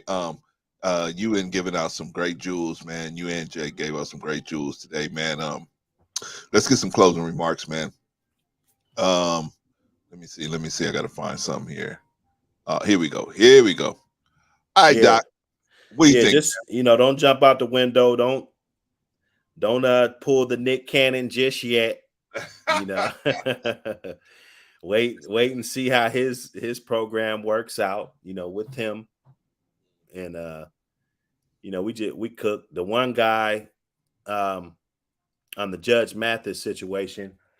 We might look at him and we could all weigh in on what we think his life is from a scale of 1 to 10, rather if you're on the low end or the high end. But let's just say 10 years from now, 15 years from now, this guy sells a tech company or something, and you hear about it, you're gonna forget all about that.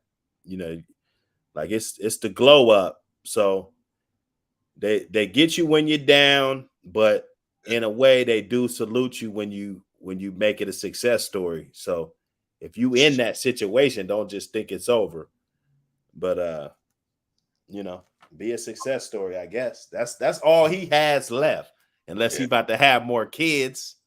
Who, the dude on Judge Mathis? Yeah, man, that's unfortunate. I would love to see it turn out to a success story, though. Yeah, me too, man. Me too. I hope it does, man. I hope it does. Right. All right, that's your last word, John. Oh yeah. All right, brother. Thank you for coming up, man. I appreciate you, man. You're always welcome. You always got a seat here. Thanks for having me, bro. Oh yeah, anytime, man. Whenever you get tired of that same old submission argument, come on over here and we'll talk. Oh no, we didn't have that, but we'll have it on the next time. We'll have it on the next time. That's the only thing we didn't talk about.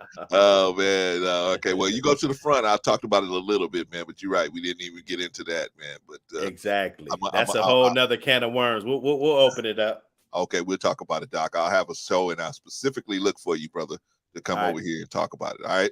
All right, bro. All right, shout out to you. Thank you, brother. All right, that was the good doctor, y'all, in the house. All right. Shout out to Don Frank, my sister, in the building. All right, so that was a good doctor. Appreciate you. Okay, y'all. Let me give y'all a little bonus round, right? Let me give y'all a bonus round. See how much earlier we get done with stuff when Rico ain't here. Nah, we miss Rico. We want him to come back. He'll be back with us on. He said he'd be back with us on Sunday, so we'll look for him. You know what I mean? We look for him. Okay. What do y'all think? Should Nick Cannon be out here having babies? So wait a minute. Should men be out here, just having babies all over the place, and then letting whoever take care of them, right? We're not talking about Nick Cannon specifically, because he's not really the issue. He can take care of his own children financially. Now, is he going to be there emotionally with all his children? Of course not. How's he going to be able to do that? His children are all over the place. How's he going to? He's like Dwight Howard. He's got child here, child there, child here, child there. How's he going to see them all? the best thing he could do is use something like StreamYard to get him, to talk to him every day, right?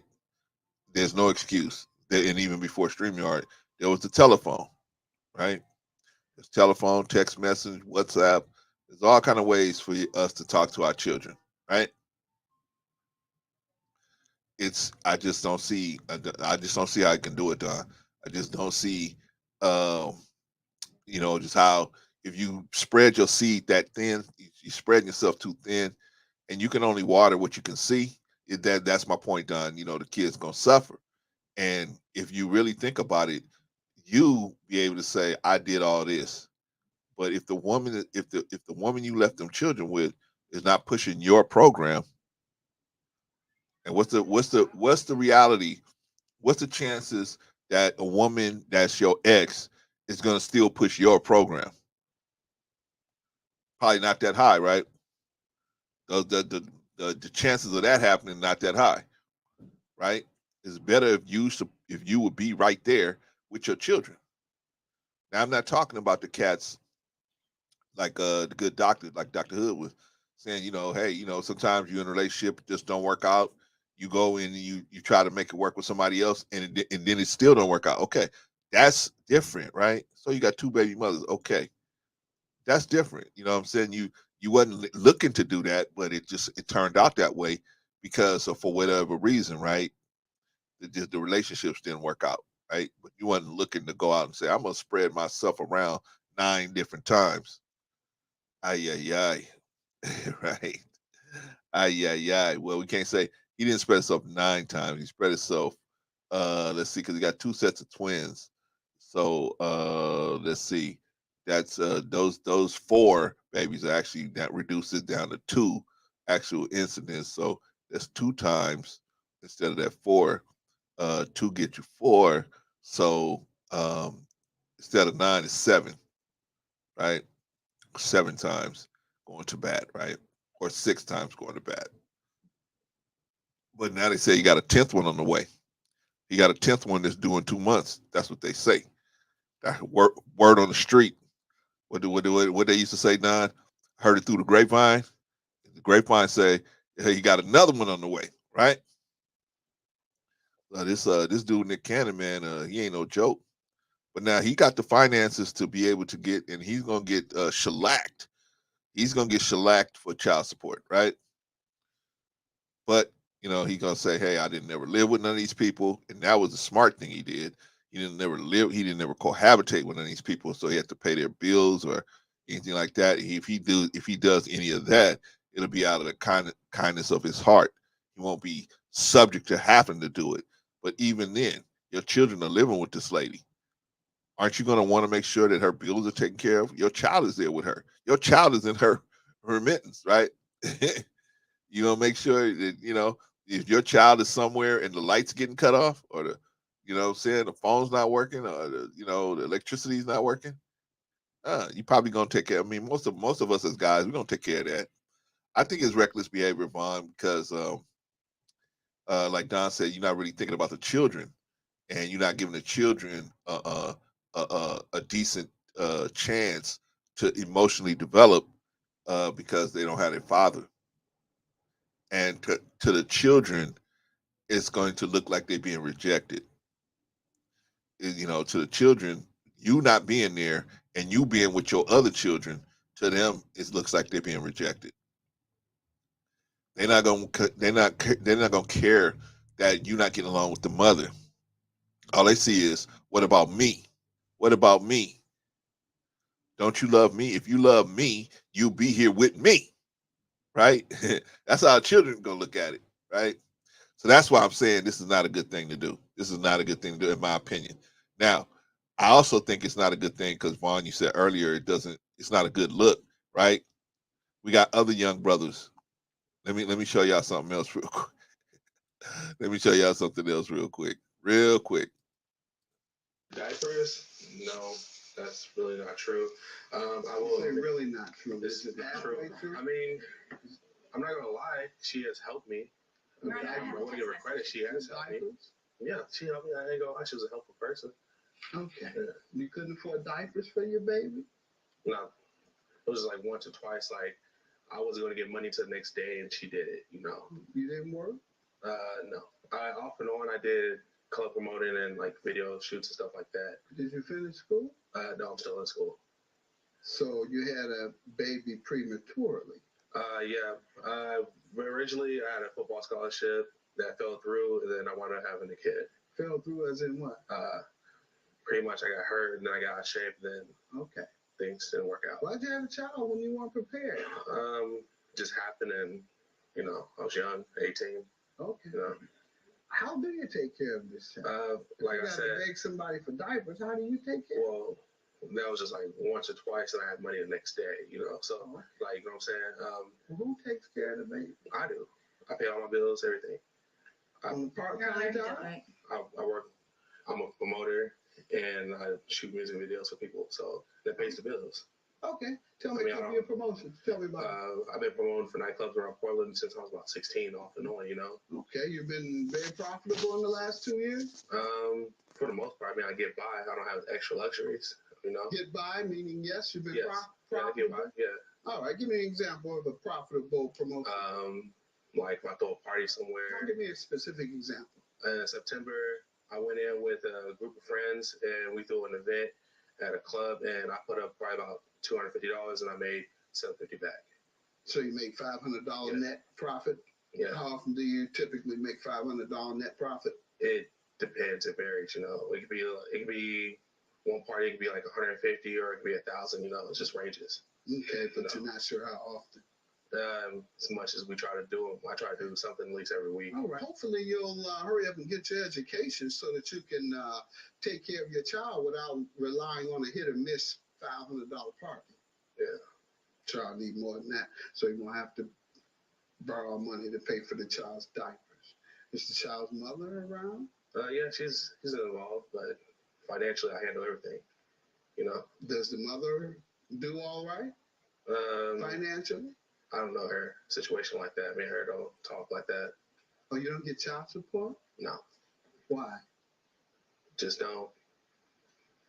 You have to get money from somewhere else for diapers. Like I said, that was a few times, and I knew I was getting money. You do next not day. have employment that you're able to provide for the child other than these hit or miss promotions. Yet you keep the child 100%. You got a child's mother. You say you don't even know if she makes money. Yeah. And the reason I'm asking it is because I care for the child. And you're showing that you don't. You're showing that you don't. And in a minute, the child's going to be raised in poverty if you don't do better than this and go to bad schools and won't be able to get a job. And guess who's going to have to pay for it? Because daddy is unable to pay for college. So guess who the child's going to come to? She's going to go to the federal government for grants. And you know who pays for those federal government grants? Me, him, all these people here. While you're out here trying to raise $300 for a party and get diapers from her, save me. Save me a couple of dollars, and then put some away from college. Now, you borrow money for diapers. What else have you got money from her for? Anything else? All through the relationship, every now and then, she did stuff that I personally either didn't ask, or she just out of the blue just did it. Truthfully, I provide for my child. You don't. You borrow for diapers. You depend on a fly-by-night promotion, hoping that you hit when somebody comes to your party. I'm not letting you off the hook on this. I'm not letting you off the hook. Judge Mathis ain't gonna let him off the hook, y'all. Judge Mathis ain't gonna let him off the hook. All right, y'all. So, what do y'all think? What do y'all think? Should men be able to just spread their seed around, not worrying about whether they who's going to take care of it? This guy, he had quote unquote custody of his child. I don't believe that he had custody of his child. He said he did. I don't believe he had custody. I think probably his mama is probably the one that's actually taking care of the baby, right? He probably lives at home with his mom, and his mom was actually the one taking care of the baby. He's like, oh, I'll take care of my baby. I'll take care of my baby. How many dudes say that? I'll take care of my baby. I'll take care of my baby. And it's really their mother is the one that's actually doing the grandparents, kind of like my situation with my granddaughter, right? My son is the face of the organization, but in reality, me and my wife are the ones actually doing the heavy lifting over there, right? Right. Oh, I got to go to court, Dad. I need $1,200 so I can go to court, whatever we can do, right? Whatever we can do, right? But shout out to the grandparents out there, man. Grandparents and just the relatives that give a F and they're out there trying to make a difference, man. I had a boss, man. I had a boss, and man, God bless this lady, man. This lady had a sister that was not doing well, man. She was unfortunately caught up in drug abuse, man. And this lady, man, took on her sister's children, man, like 4 or 5 of them, man. She was single lady. She took on all these children, man. I mean, just because she didn't want to see him go in the system, man. Shout out to her, man. Shout out to her. Good system, man. That was a good system, man. But my point is, y'all, where's the line? Where's the line? Do we want the average black man to be able to do this? Nick Cannon's doing this. He shouldn't even be doing it, really, in my opinion, because I mean it's just not good for the child. But can the average black man do this? No. We've seen already 2 on Judge Mathis, where Judge Mathis just destroyed him. Because the reality is, how you taking care of your children? This man got 1 child. The last man only had 1 child, and he wasn't taking care of his. I mean, he wasn't even dealing with that child. But in his brain, he said to himself, "I'm doing something. I'm taking care of this child. I'm taking care of this child." Ay, ay, ay, ay, ay, ay. Oh my goodness, I got my sisters in the building. OG Patrice. Oh man, shout out. Greetings and salutations, OG Patrice. Glad to see you, sis. I ain't talked to you in a while, man, but I need to holler at you when I get a chance, man. I'm gonna holler at you, man, just to check on you, see how you doing. I see you in the streets, man. So I say, okay, she's okay. I ain't heard from her, but she's okay. So cause I see her in the streets. So I said, okay. But I still gotta reach out and talk to you just for a minute, sis.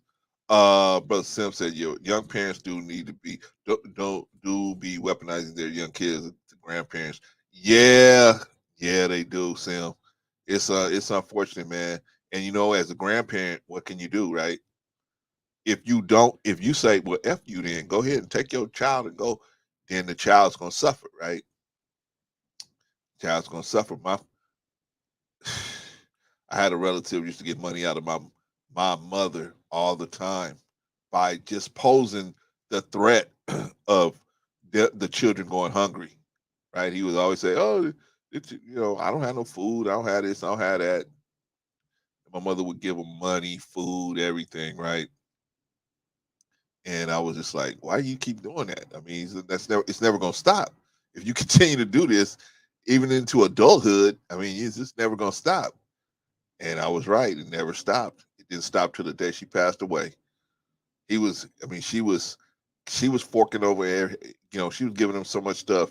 You know, remember that movie Jungle Fever, right? I showed you guys that scene where Sam Jackson's character, the crackhead, comes into the house to get money from the mother, right? Ruby D. Go, Gator, Gator, Gator! You got to get out of here, Gator. The good Reverend Doctor's coming. Gator, the good Reverend Doctor's coming. Gator, the good Reverend Doctor. You got to go. Mama, I ain't leaving till you give me some money. You got to give me some money, Mama. And then Ozzie Davis, the good Reverend Doctor, comes through the door. "I thought I told you never to darken my door again." "I need money. I need money, Mama. I got a new dance for you, Mama. I got a new dance for you, Mama. Mama, I need some money, Mama." And then he always threatened her with going out and hitting an old person on the head. "If you don't give me the money, Mama, I'm still gonna get it.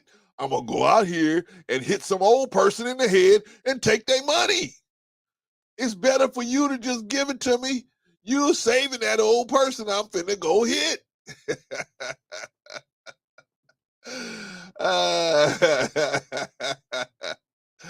Boy, man, manipulation is something else, man, ain't it? Manipulation is something else, man, but it's a critical part of our daily lives, man. People will manipulate us, man. Holy smokes, man. Okay, I'm gonna close it down, man, because I've been talking and talking and talking. Let me let you guys go. We did a nice little stream today. We had only a couple people on the panel today, so that was pretty good, man. Even still, the people that we have on our panel, man, everybody's always solid, man. So we don't never have to have, oh man, this person's gonna bring it down. No, we never had that situation. Never, never, ever, ever, ever, ever, ever have that situation on our panel, man. All right, y'all. Let me go. Let me do the rundown real quick. Let me do the rundown. All right. All right. So first of all, we're gonna do the most important people, the most valuable people. The MVP is the chat. The chat is where it's at. The chat, man, y'all came through like soldiers today. Appreciate y'all, man. Y'all out there, and y'all keep our chat real clean, so we don't have to do anything, man. We could just go out here and we can just focus on the conversation. We don't have to be like, oh man, what's going on in the chat? Let me go run over there and see what's happening. See, y'all in the chat, y'all holding it down, and so now I can go and research stuff and pull up stuff, and you know what I'm saying? I don't have to worry about the chat, man. So shout out to y'all, all of y'all, man, for making the chat where it's at. You know what I'm saying? The riffraff don't even want no parts of this chat here, because they know we don't mind you disagreeing with us, but we ain't gonna let you start that bull crap, man. We ain't gonna let you drag that bull crap, have that bull crap coming over here. We ain't gonna let you have it. We ain't gonna let you guys do that over here. So the riffraff know that already. That's why they don't come. Shout out though. Shout out. I'd rather have 8 people in here that's solid than we got 800 in here and they a bunch of mixed nuts, man. That's me personally. Me personally, I'd rather us inspire each other, because y'all inspire me. You know what I'm saying? Y'all the reason why we do this. Like, remember y'all heard Jay. Jay was talking about, man, man, we growing, because you know why? Because y'all inspire me. Y'all inspire me, right? I have people like Sister Annie, Risa, OG Patrice, Vaughn, Annie, Sister Annie, all of y'all, Anderson, you know what I'm saying, Zen Master, all of y'all that come through, y'all, and some of y'all will hit me in the chat, Simma, y'all will hit me in the, some of y'all will even hit me in the email saying, hey brother, keep your chin up, keep going, keep going. No, you don't see it, but making a difference, man. And that's that little bit right there. That'll give me 3 more weeks of energy to push on, man. I tell Rico, come on, man. We making something good. I tell Patrice, come on, Patrice, we do, or Vaughn, we doing something, y'all. We doing something. This is something working. People are feeling it. You know what I'm saying? Let's continue. Let's keep doing it. Let's keep doing what we doing, because I know we standing out, right? Like Dr. Hood said, we have. I didn't even get a chance to talk about the submission thing to the degree that I really want to, because I want to bury that thing, man. I want to bury that thing. But we'll get to it later, man. We might get to it on Sunday. Who knows, man? But I definitely want to bury that discussion, man, because I mean, y'all, if you got to ask a woman for submission, something just ain't right. Like what did Keith Sweat say? Something just ain't right, right? Something just ain't right, man. You know what I mean? I mean, that shouldn't even be something that have to be on the discussed, right? If you're, why wouldn't a female let you be do your thing if she have confidence in your ability to do your thing? Why would she even question your ability to do what you need to do, right? It's only when they see cracks in your armor that they're going to question you. That's why I cannot relate to the whole submission conversation. That's something I don't even need to talk about, man. That's nothing for me. For a guy like me, I can't relate to that conversation, because that's nothing I never had an issue there. You know what I mean? I had issues picking wrong people, but as far as taking somebody who's not a good fit and then trying to make them submit, which is what they trying to really try to get you to see, is they're not trying to take a good woman and trying to get a good woman to submit. A good woman will already submit to a good right teachers. You know what I'm saying? A good woman will recognize right guidance when they see it, right? I'm the kind of person, man. I've never had to chase women. I've never had to run. Women have always came to me, right? And so, but I'm a very low key guy. I'm a very low key person. In a room full of 100 people, you wouldn't probably even realize I was there, right? But there are some women that recognize a certain type of guy, and when they could see me from across the room, they could see me in a crowded room. They could see the type of guy I am from a crowded room, right? Because they focused on certain other issues, not just my physical appearance, right? My looks. You know what I'm saying? I ain't no Blair Underwood or nothing like that, but I used to do okay, right? I used to do okay, right? But my point is, we got to start looking for other stuff in each other. That way, we won't get caught up. We won't get caught up, man. You got to submit to me. Come on, man. Stop. Really, really. When is the submission argument going to be done with? I guess. I mean, I guess it pushes the whole narrative so that these guys can sell consultations and books and everything. I guess that pushes that whole thing. It pushes their marketplace. But I just see it as just so silly, man. You know what I mean? It's so silly. Just do what you do best. Be a good person. If you just be a good person, treat everybody like you want them to treat you, and be the best man you could be the best woman you can be. If you're a good woman, a good man will recognize a good woman. A good man, you'll recognize a good woman in a crowded room. You'll see a good woman. Why she gonna stand out like a sore thumb, right?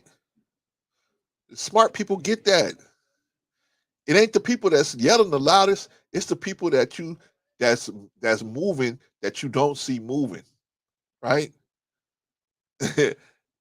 It's the move. It's the people that you don't see moving, but they're moving, but they're getting ahead. They're getting somewhere, but you don't see them move because they ain't making a lot of noise when they move. I'm the type of dude I don't make a lot of noise. Why, Clarence? Why, Clarence? Why don't you make a lot of noise? I don't make a lot of noise because I prefer to move unseen. I prefer to be able to walk among my brothers and not have them looking at me saying, not arouse their jealousy, but arouse their spiritual intellect, right? I want to be able to walk among my brothers and not look at them and have them look at me and say, "Oh, you got a nice car. Oh, that's why I need to listen to you because you got a nice car. Oh, I need to listen to you because you got a Patreon.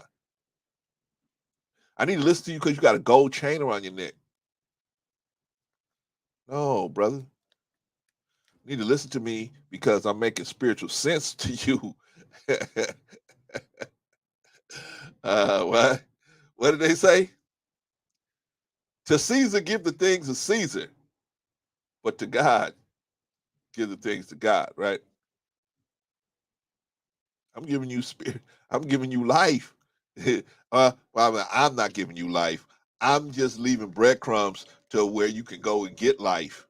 You got to start your own journey.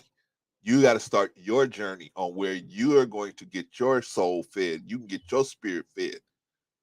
Some people get their spirit fed all kind of different ways, right? A religious construct, a non-religious construct, friends and family, right? Whatever, a pet, music, television, I don't know, whatever, right? The safest way, and for me, I think, is to just have a spiritual. Because once you are plugged in spiritually, nobody can disconnect you, right?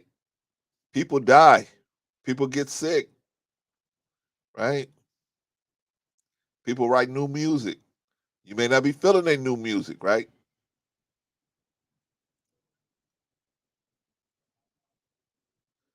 Pets die, right? You got to connect yourself spiritually, man. Nobody can unplug you from here. When you spiritually connected, and when I say spiritually connected, I mean whatever that means to you. Whatever that means to you, whenever you spiritually connected, make sure your plug can never be pulled out. You can always go to the source and get and re-up, right? You don't want to re-up, or you don't want to be trying to re-up someplace that no good, no bueno, right? Man, but I'm just saying, man, we need to transition into living better. We should transition into living better. Let's try to live better, do better, and be better people. Always, always. Let's try to move forward. Always, right? Whether we agree with each other or disagree with each other, one thing we should agree on is that there's room for improvement for all of us. There's room for improvement for all of us. So let's try to improve ourselves, improve our lives, improve our families' lives, right? You got people that live with you. I got people that live with me, right? Every decision I got to make, I got 4 other people I got to think about. Is this the best decision? Is this going to work out for them, right? I got 4 other people I got to think about every time I make any decision. I got 4 other people living there that I got to say, how's this going to impact them? Right? Shout out to Brother New Growth. Glad to have you in the building, brother. Glad to have you in the building. Yeah, man. This is another young brother y'all need to watch. Look out for, man. Brother New Growth, man. Watch out for that young brother, man. We got some good young brothers, man. It's coming up. Jake Takashi, New Growth. Marcus. We got some good young cats coming up, man. So everybody watch for them. I ain't saying they perfect, because I sure am not in myself, but they are definitely on their way, on their road to try to, help be better people. And you know what I mean? They are definitely seekers of truth. So shout out to all of those young brothers. Shout out to them, that crew. All right, y'all, let's do the rundown. Y'all ready? Because Brother Clarence just be talking and talking and talking and talking and talking, man. I talk your head off, man. I know Rico could talk, and OG Patrice can talk too. And Vaughn can talk too. You know what I'm saying? Man, like I always say, man, I remember when Vaughn first came, started hanging around. Oh, well, I don't want to over talk anybody. Now Vaughn be like, what? Yeah, wait, hey, well, yeah, wait. Well, you just wait until I'm done. Right? I think catch us on the replay, New Growth. I think he caught it from Patrice, right? Because Patrice gonna just keep talking. Rico's gonna keep talking. I'm gonna just keep talking. We just gonna keep talking. I told Von, hey man, we just gonna keep on talking, man. So you better learn how to.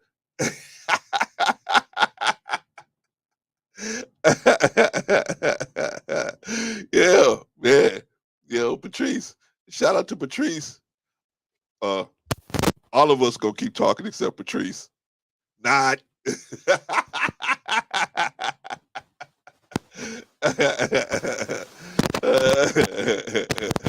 And don't mention Nathan Daly. Holy smokes.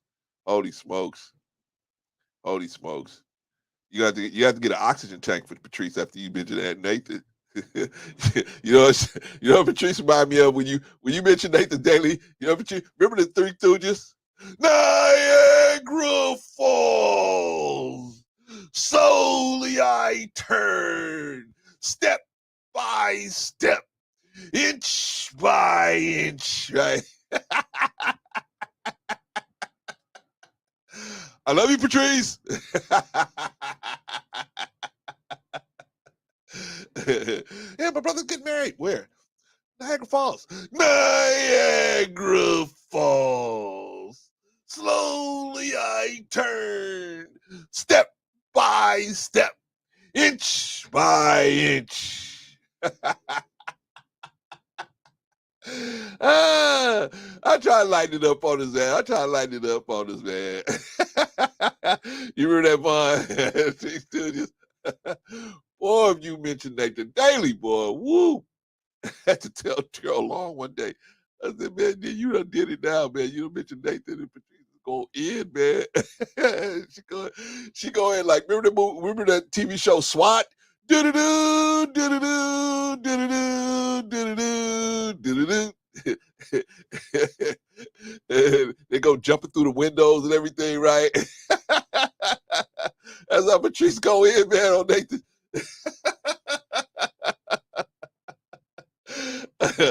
Patrice say, "Oh, y'all missed this chick.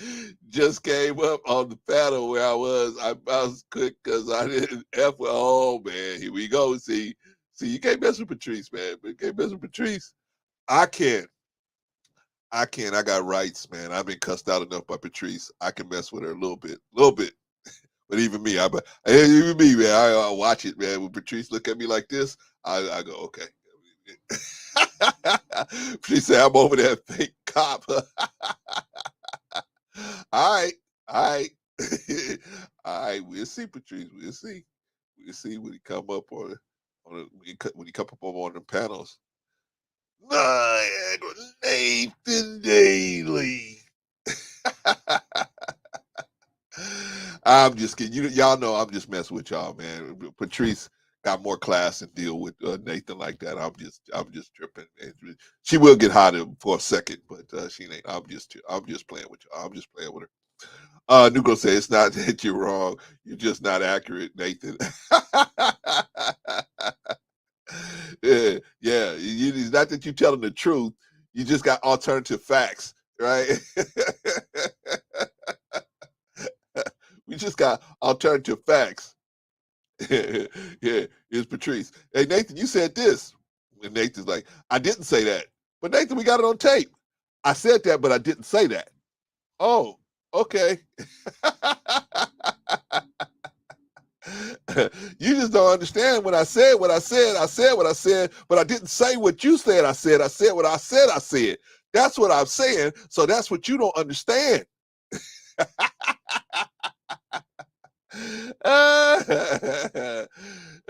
Shout out to Nathan Daly, right?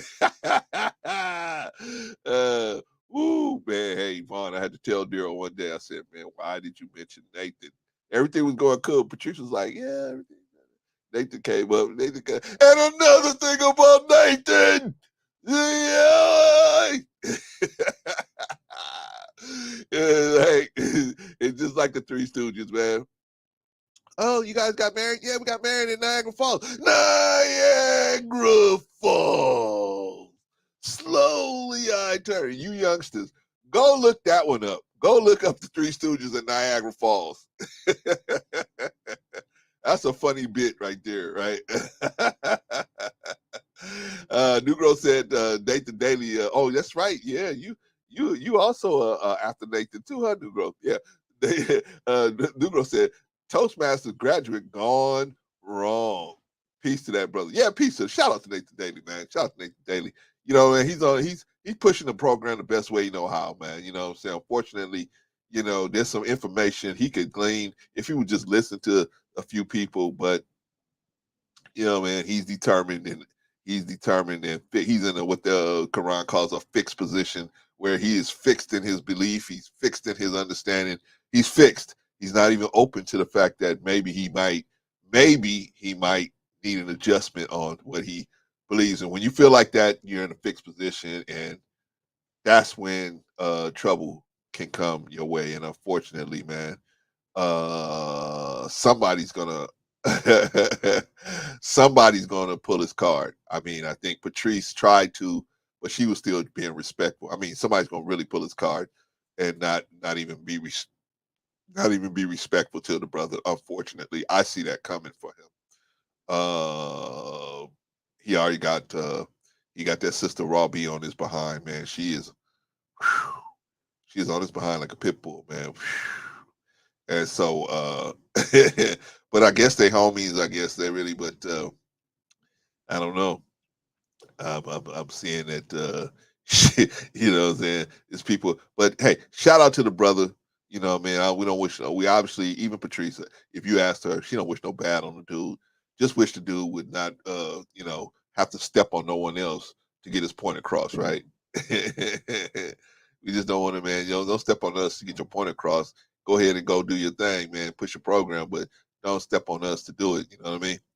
But shout out to the brother, man. Hopefully, you know, at some point he'll realize that, man, listening is as good as talking as well, man. Listening is good too. And sometimes we have to listen and make adjustments because we don't know everything. I don't know. I certainly don't know everything. I know Patrice don't know everything, and Vaughn don't know everything, and Rico damn sure don't know everything. We don't know everything. We know what we know, but what makes people like us look like we're very smart is because most of us we don't speak on stuff that we don't know about. I don't. I try not to speak on in depth on something that I have no knowledge of, right? Because you never know when somebody gonna pull your card. Oh yeah, well this is how that didn't happen to you. That happened to this person, right? And you go, oh, you out here telling stories that like it happened to you. It didn't happen to you. The person that it happened to, you pull your card on it. You like, oh man. All right, y'all. Let's do the rundown. We said that what did we say? The chat is where it's at. The most valuable people is the chat. The chat is where it's at. And you guys, like I said, strong performance. Very, very strong performance. Shout out to all of you guys for stopping through and staying and or dipping in and dipping or whatever you had to do to just show up. We appreciate everybody. I know everybody can't stay the whole 3 hours or 4 hours or 5 hours or whatever. So I don't expect that. I just, I appreciate the ones of you guys that do that, right? Risa and people, you guys that stay the whole time. I get it. I appreciate all of that. You know, but those of you guys that just have to pop in and pop out, hey, I understand. We welcome everything. We take everything and we have everything and we appreciate everything. You know what I'm saying? So, Brother Vaughn, brother and sister Patrice gave me some very generous cash apps. I appreciate that. I appreciate that. That ain't what I'm expecting. I got it up here, but I'm just not really what I'm pushing. Y'all see, I don't push that because I never intended to live off of that. So that was never something to push. But I appreciate anything that y'all want to give. That's cool, man. I appreciate that. And all I do is use it to help the show. You know what I'm saying? Well, I buy different things for the show, a microphone, or I don't, you know what I'm saying? I really don't. I know I tease y'all about going to the Maserati dealership. That's because I feel like that's how I feel. I feel like you giving me enough money to go to the Maserati dealership by giving me $2 or $3, right? I look at that as, man, this person didn't even have to do that. They did that, and then sometimes it's a way more than that, right? So I just feel like, wow, man, I'm rich. I'm rich. You know what I mean? And it's not people trying to get clout from me. I ain't got no clout to give them. So why they giving me this money? Because they believe in what I'm saying, and they feel like, hey, I'm doing something that they, want to participate in. I feel happy about that because that's why that was the whole point of why I even started doing this. So I feel like you say, brother Sim, mission accomplished, right? Mission complete, right? Patrice said that chick that called me B's and H's had the nerve to come up on the panel where I was just now. I bounced quick because I don't F with her no more. Oh, Patrice, come on now. Patrice. I gotta see y'all ain't seen Patrice on my lives, have y'all? Right? I gotta reel her back in. I'm gonna reel her back in. Reel her back in. Get her right. Vaughn said, I'm gonna send another cash app so that you can get a lampshade for that lamp in the back of it. Yeah, man, I broke it. I broke it. I broke it, Vaughn. That's what happened. That's actually my mother's lamp. When my mother passed away, I this is one of the lamps that she had in her room, and so I had the lampshade and I fell on it and it broke, it busted, and I was like, man, I gotta go. See, back in the day, remember Vaughn? They used to be Lamps Are Us, and they used to be light places where you could go get lampshades and stuff. Where do you go for that kind of stuff? I guess you can go on eBay, huh? And get some. Maybe I could do that. You say they sell them on Amazon, and that's why I probably need to go, man. That's why I probably need to go. Shout out to you, man, Vaughn, but don't worry about it. I'll get it, Vaughn. I get it. Let's everybody hold on to your cash apps. Let me see how much it's gonna cost for us to get these book bags and these school supplies. Let me see how much, because I've been trying to check on that. See if we can give away maybe 50 book bags and 50 school supplies, and let me see how much that's gonna cost, and then I'll give y'all a grand total of how much it's gonna cost to do it, and then we can see if we gonna do it. We see if we gonna do it. All right. Because I would rather us do that. I'd rather us do that. I'll be okay, but I would rather us do something like that just to show that we got the unity to do something like that. Just to show that we got the we could work together to do something positive, right? So everybody hold on to your cash apps. Thank you. Very generous, all of you guys. Very generous. But hold on to them. Let me see how much this thing is going to cost, how much the bag's going to cost, how much it's going to cost to get the school supplies, and how much it's going to cost to have somebody actually work with me to actually be out here giving them out. Because I'm working with a lady now with her nonprofit for kids. And so maybe I'm working with her. I'm supposed to meet with her on Saturday. So maybe we'll see how much this thing could cost and how much we could it might cost us to do something like that. Give you guys a grand total, and then let's see if we want to do something like that. And then we just cut it up. Everybody, I'll show y'all the grand total and what everything's gonna cost, the bags, the supplies, the man hours, everything that it's gonna cost, and then we could talk about it. Brother Vaughn said we could do a marathon stream for the backpacks and school supply. It would be fun. You're right, Vaughn. I never thought about that. I haven't thought about that, but you're right. You're right. That's something we gonna work. We gonna do that. We gonna do that. We gonna do that. I know Patrice love the kids. I already know that. But let's say, yeah, so everybody, I know you guys are very generous people, man. You want to give the cash apps. That's cool. But let's hold that. Let me get some more information because I'd rather do something like this. And then we could show other pages how they could work in unity together. And can you imagine if all of us together got on the same program to do something for these kids, man, these young adults? We could do something, man. We could really do something, man. We could move some mountains instead of talking about submission, submission, submission. You got to submit. You got to submit. You got to submit. You got to submit.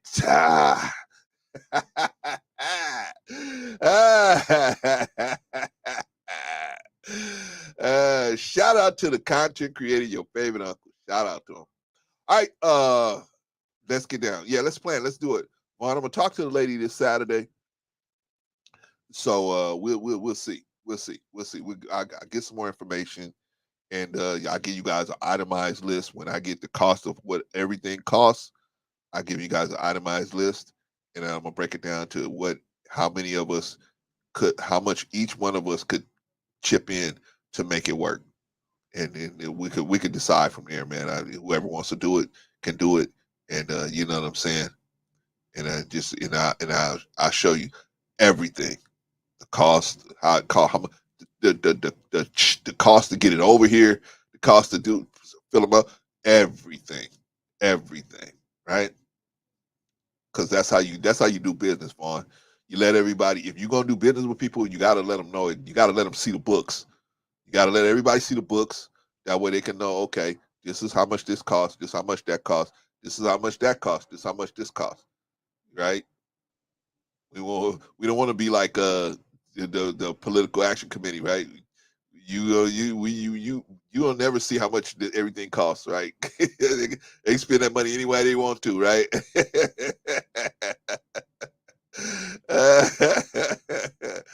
No. I'm gonna give you an itemized list, and then we'll go from there, y'all. We'll just say, hey, we'll pick a date, decide we're gonna raise the money, then we'll pick a date where we're gonna decide to actually order everything, and then we pick a date when we just decide to actually give everything out.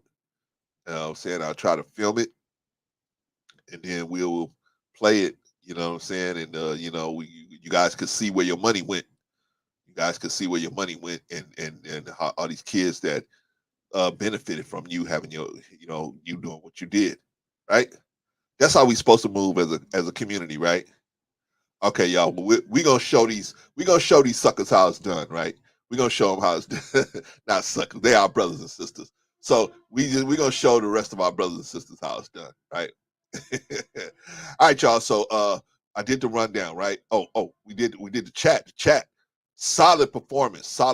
You guys gave me the idea to go ahead and actually come on and push this book bag situation. Let's do it. Let's put it. We just gonna take it step by step.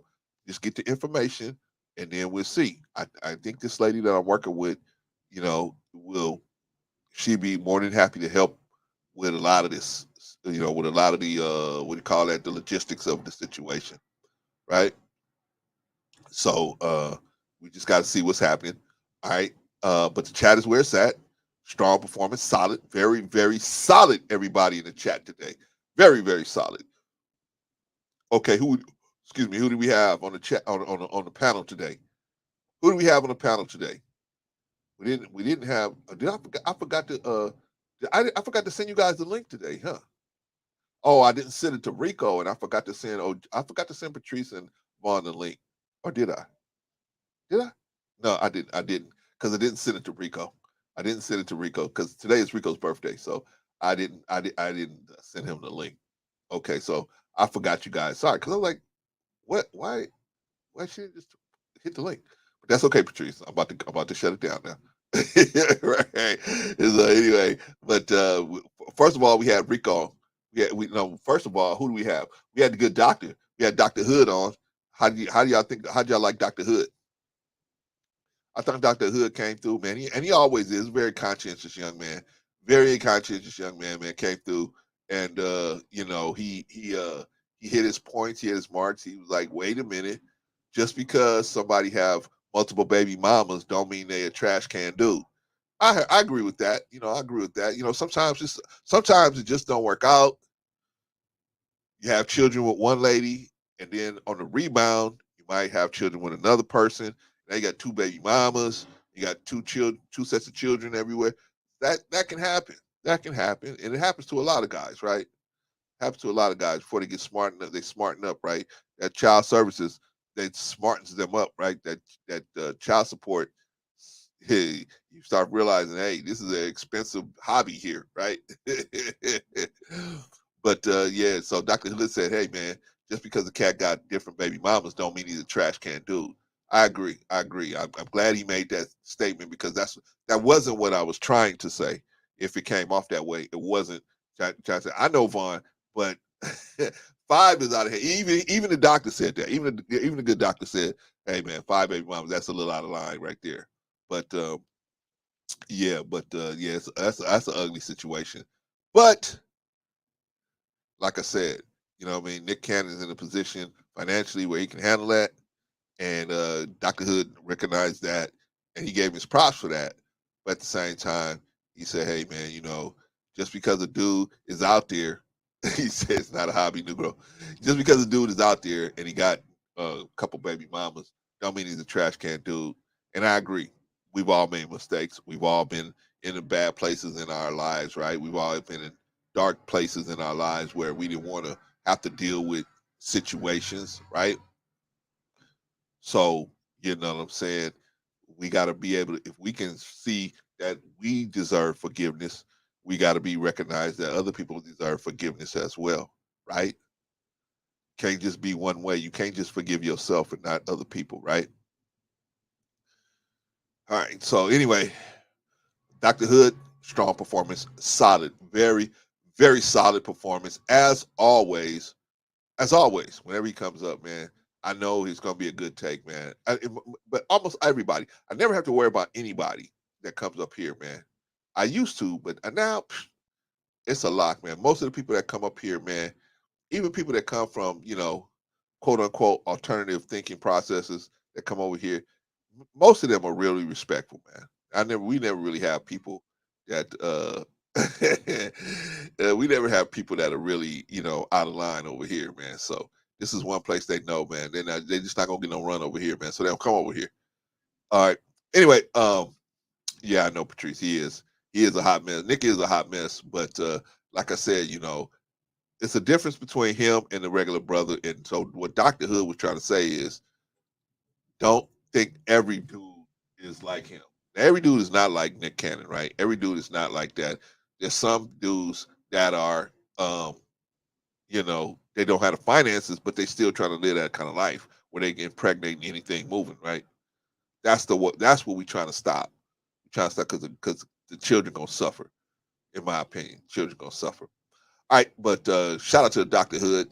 If you haven't already subscribed to Dr. Hood, go on over to Dr. Hood, man. I think Dr. Hood has a page. If you can go over to the Good Doctor's page, man, and you can go see him, but you can see Dr. Hood in these streets, man. He's out here like Patrice, man, out here in these streets trying to drop knowledge on people, man. So you might see him, you might see Vaughn, you might see OG Patrice, you might see New Growth. I see a lot of you guys out there in the streets. Shout out. Shout out to y'all. But the Dr. Hood came in very strong performance, very solid, very solid. What about Jay Takashi? Jay Takashi came through, man. The young man always dropping bombs. He came off his vacation, man, and came up here. And I told him, man, this is your home, man. You know what I'm saying? This is, you know what I'm saying? You always got a chair here at the table. So you can come on through, and he'll come through, drop his little bombs. He's supposed to be on vacation. Hey, Jay, I thought you was on vacation. Well, I'm coming through, man. This is how much I think of your show, Brother Clarence. I'm coming through. Cool. No problem. You're always welcome here, man. You're always welcome here. But what do you think about the young man, Jay Takashi? Very, very strong. Very, very strong.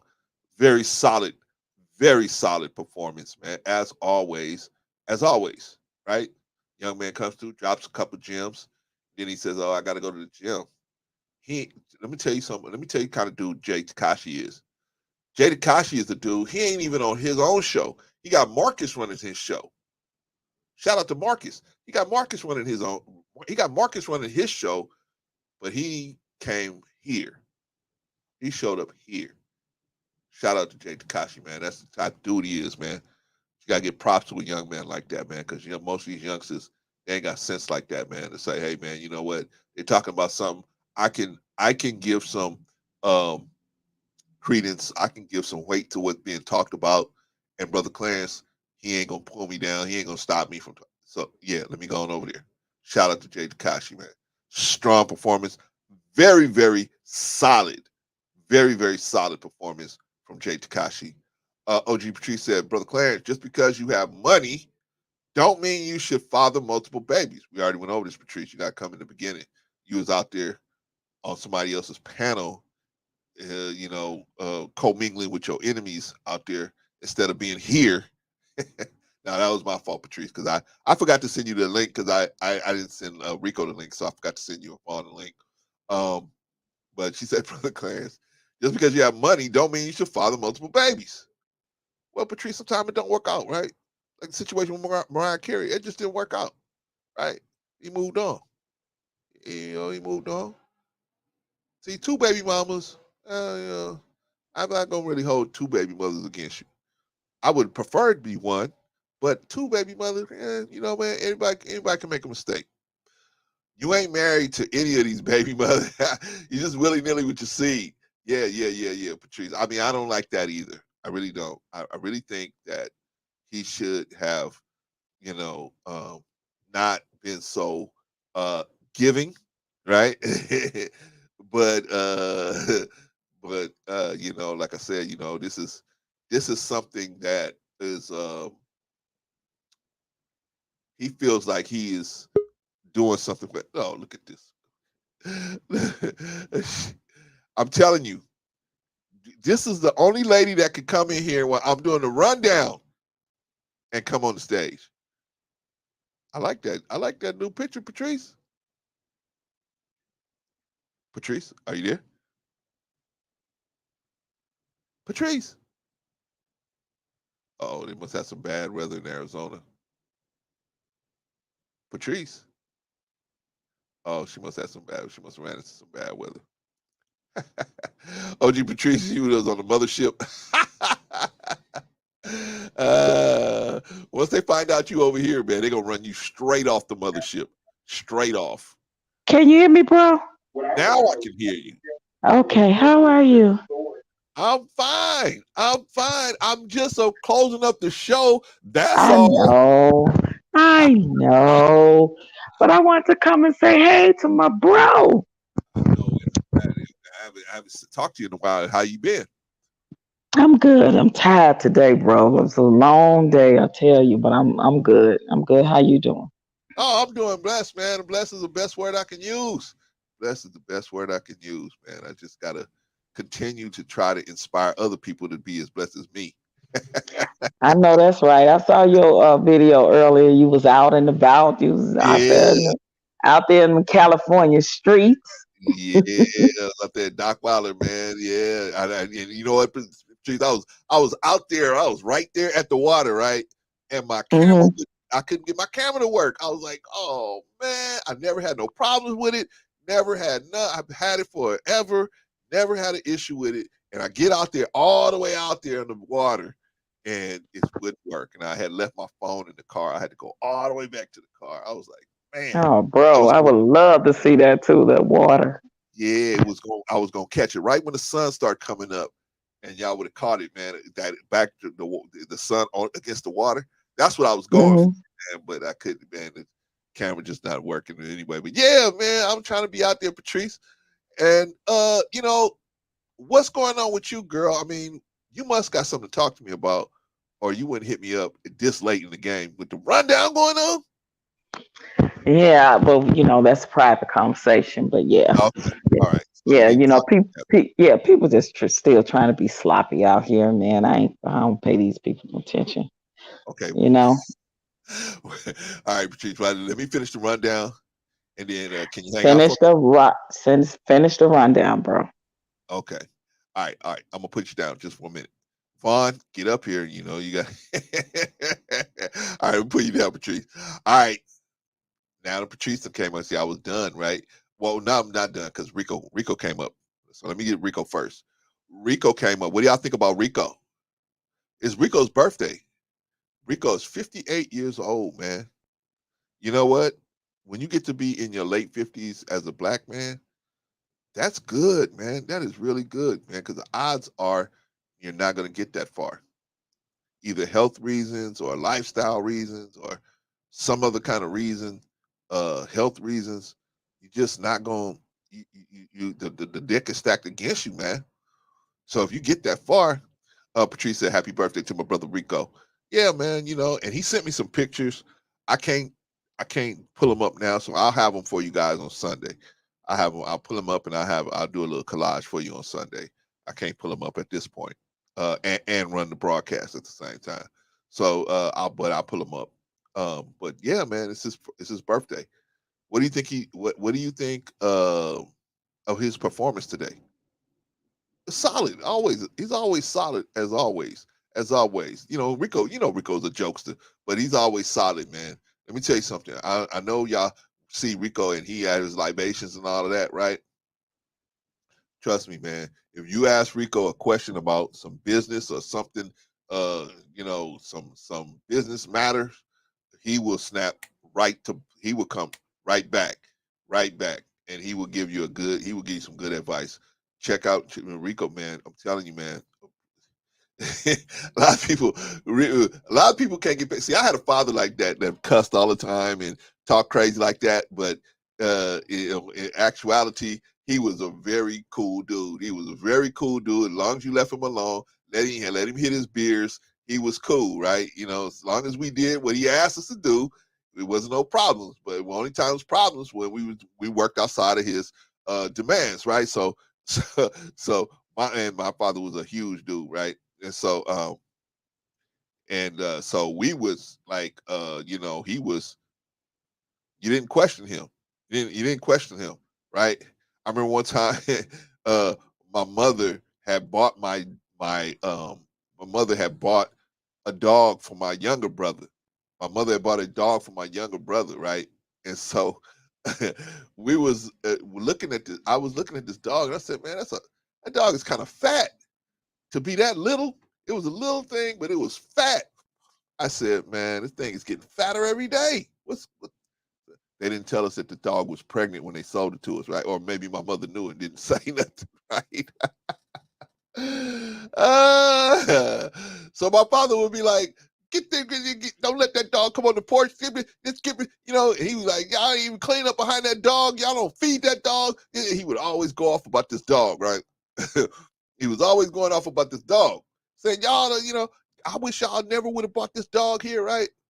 So one day I came home early.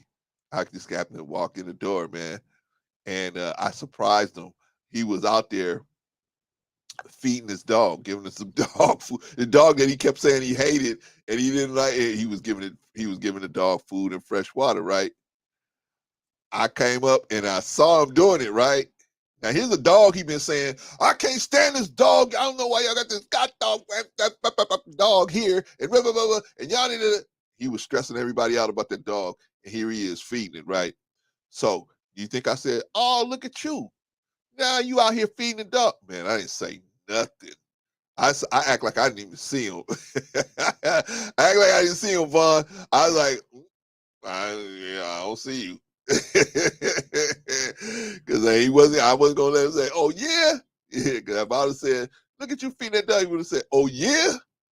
Hey, well, check this out. I got a list of stuff that I need you to do, right? That's how he was, right?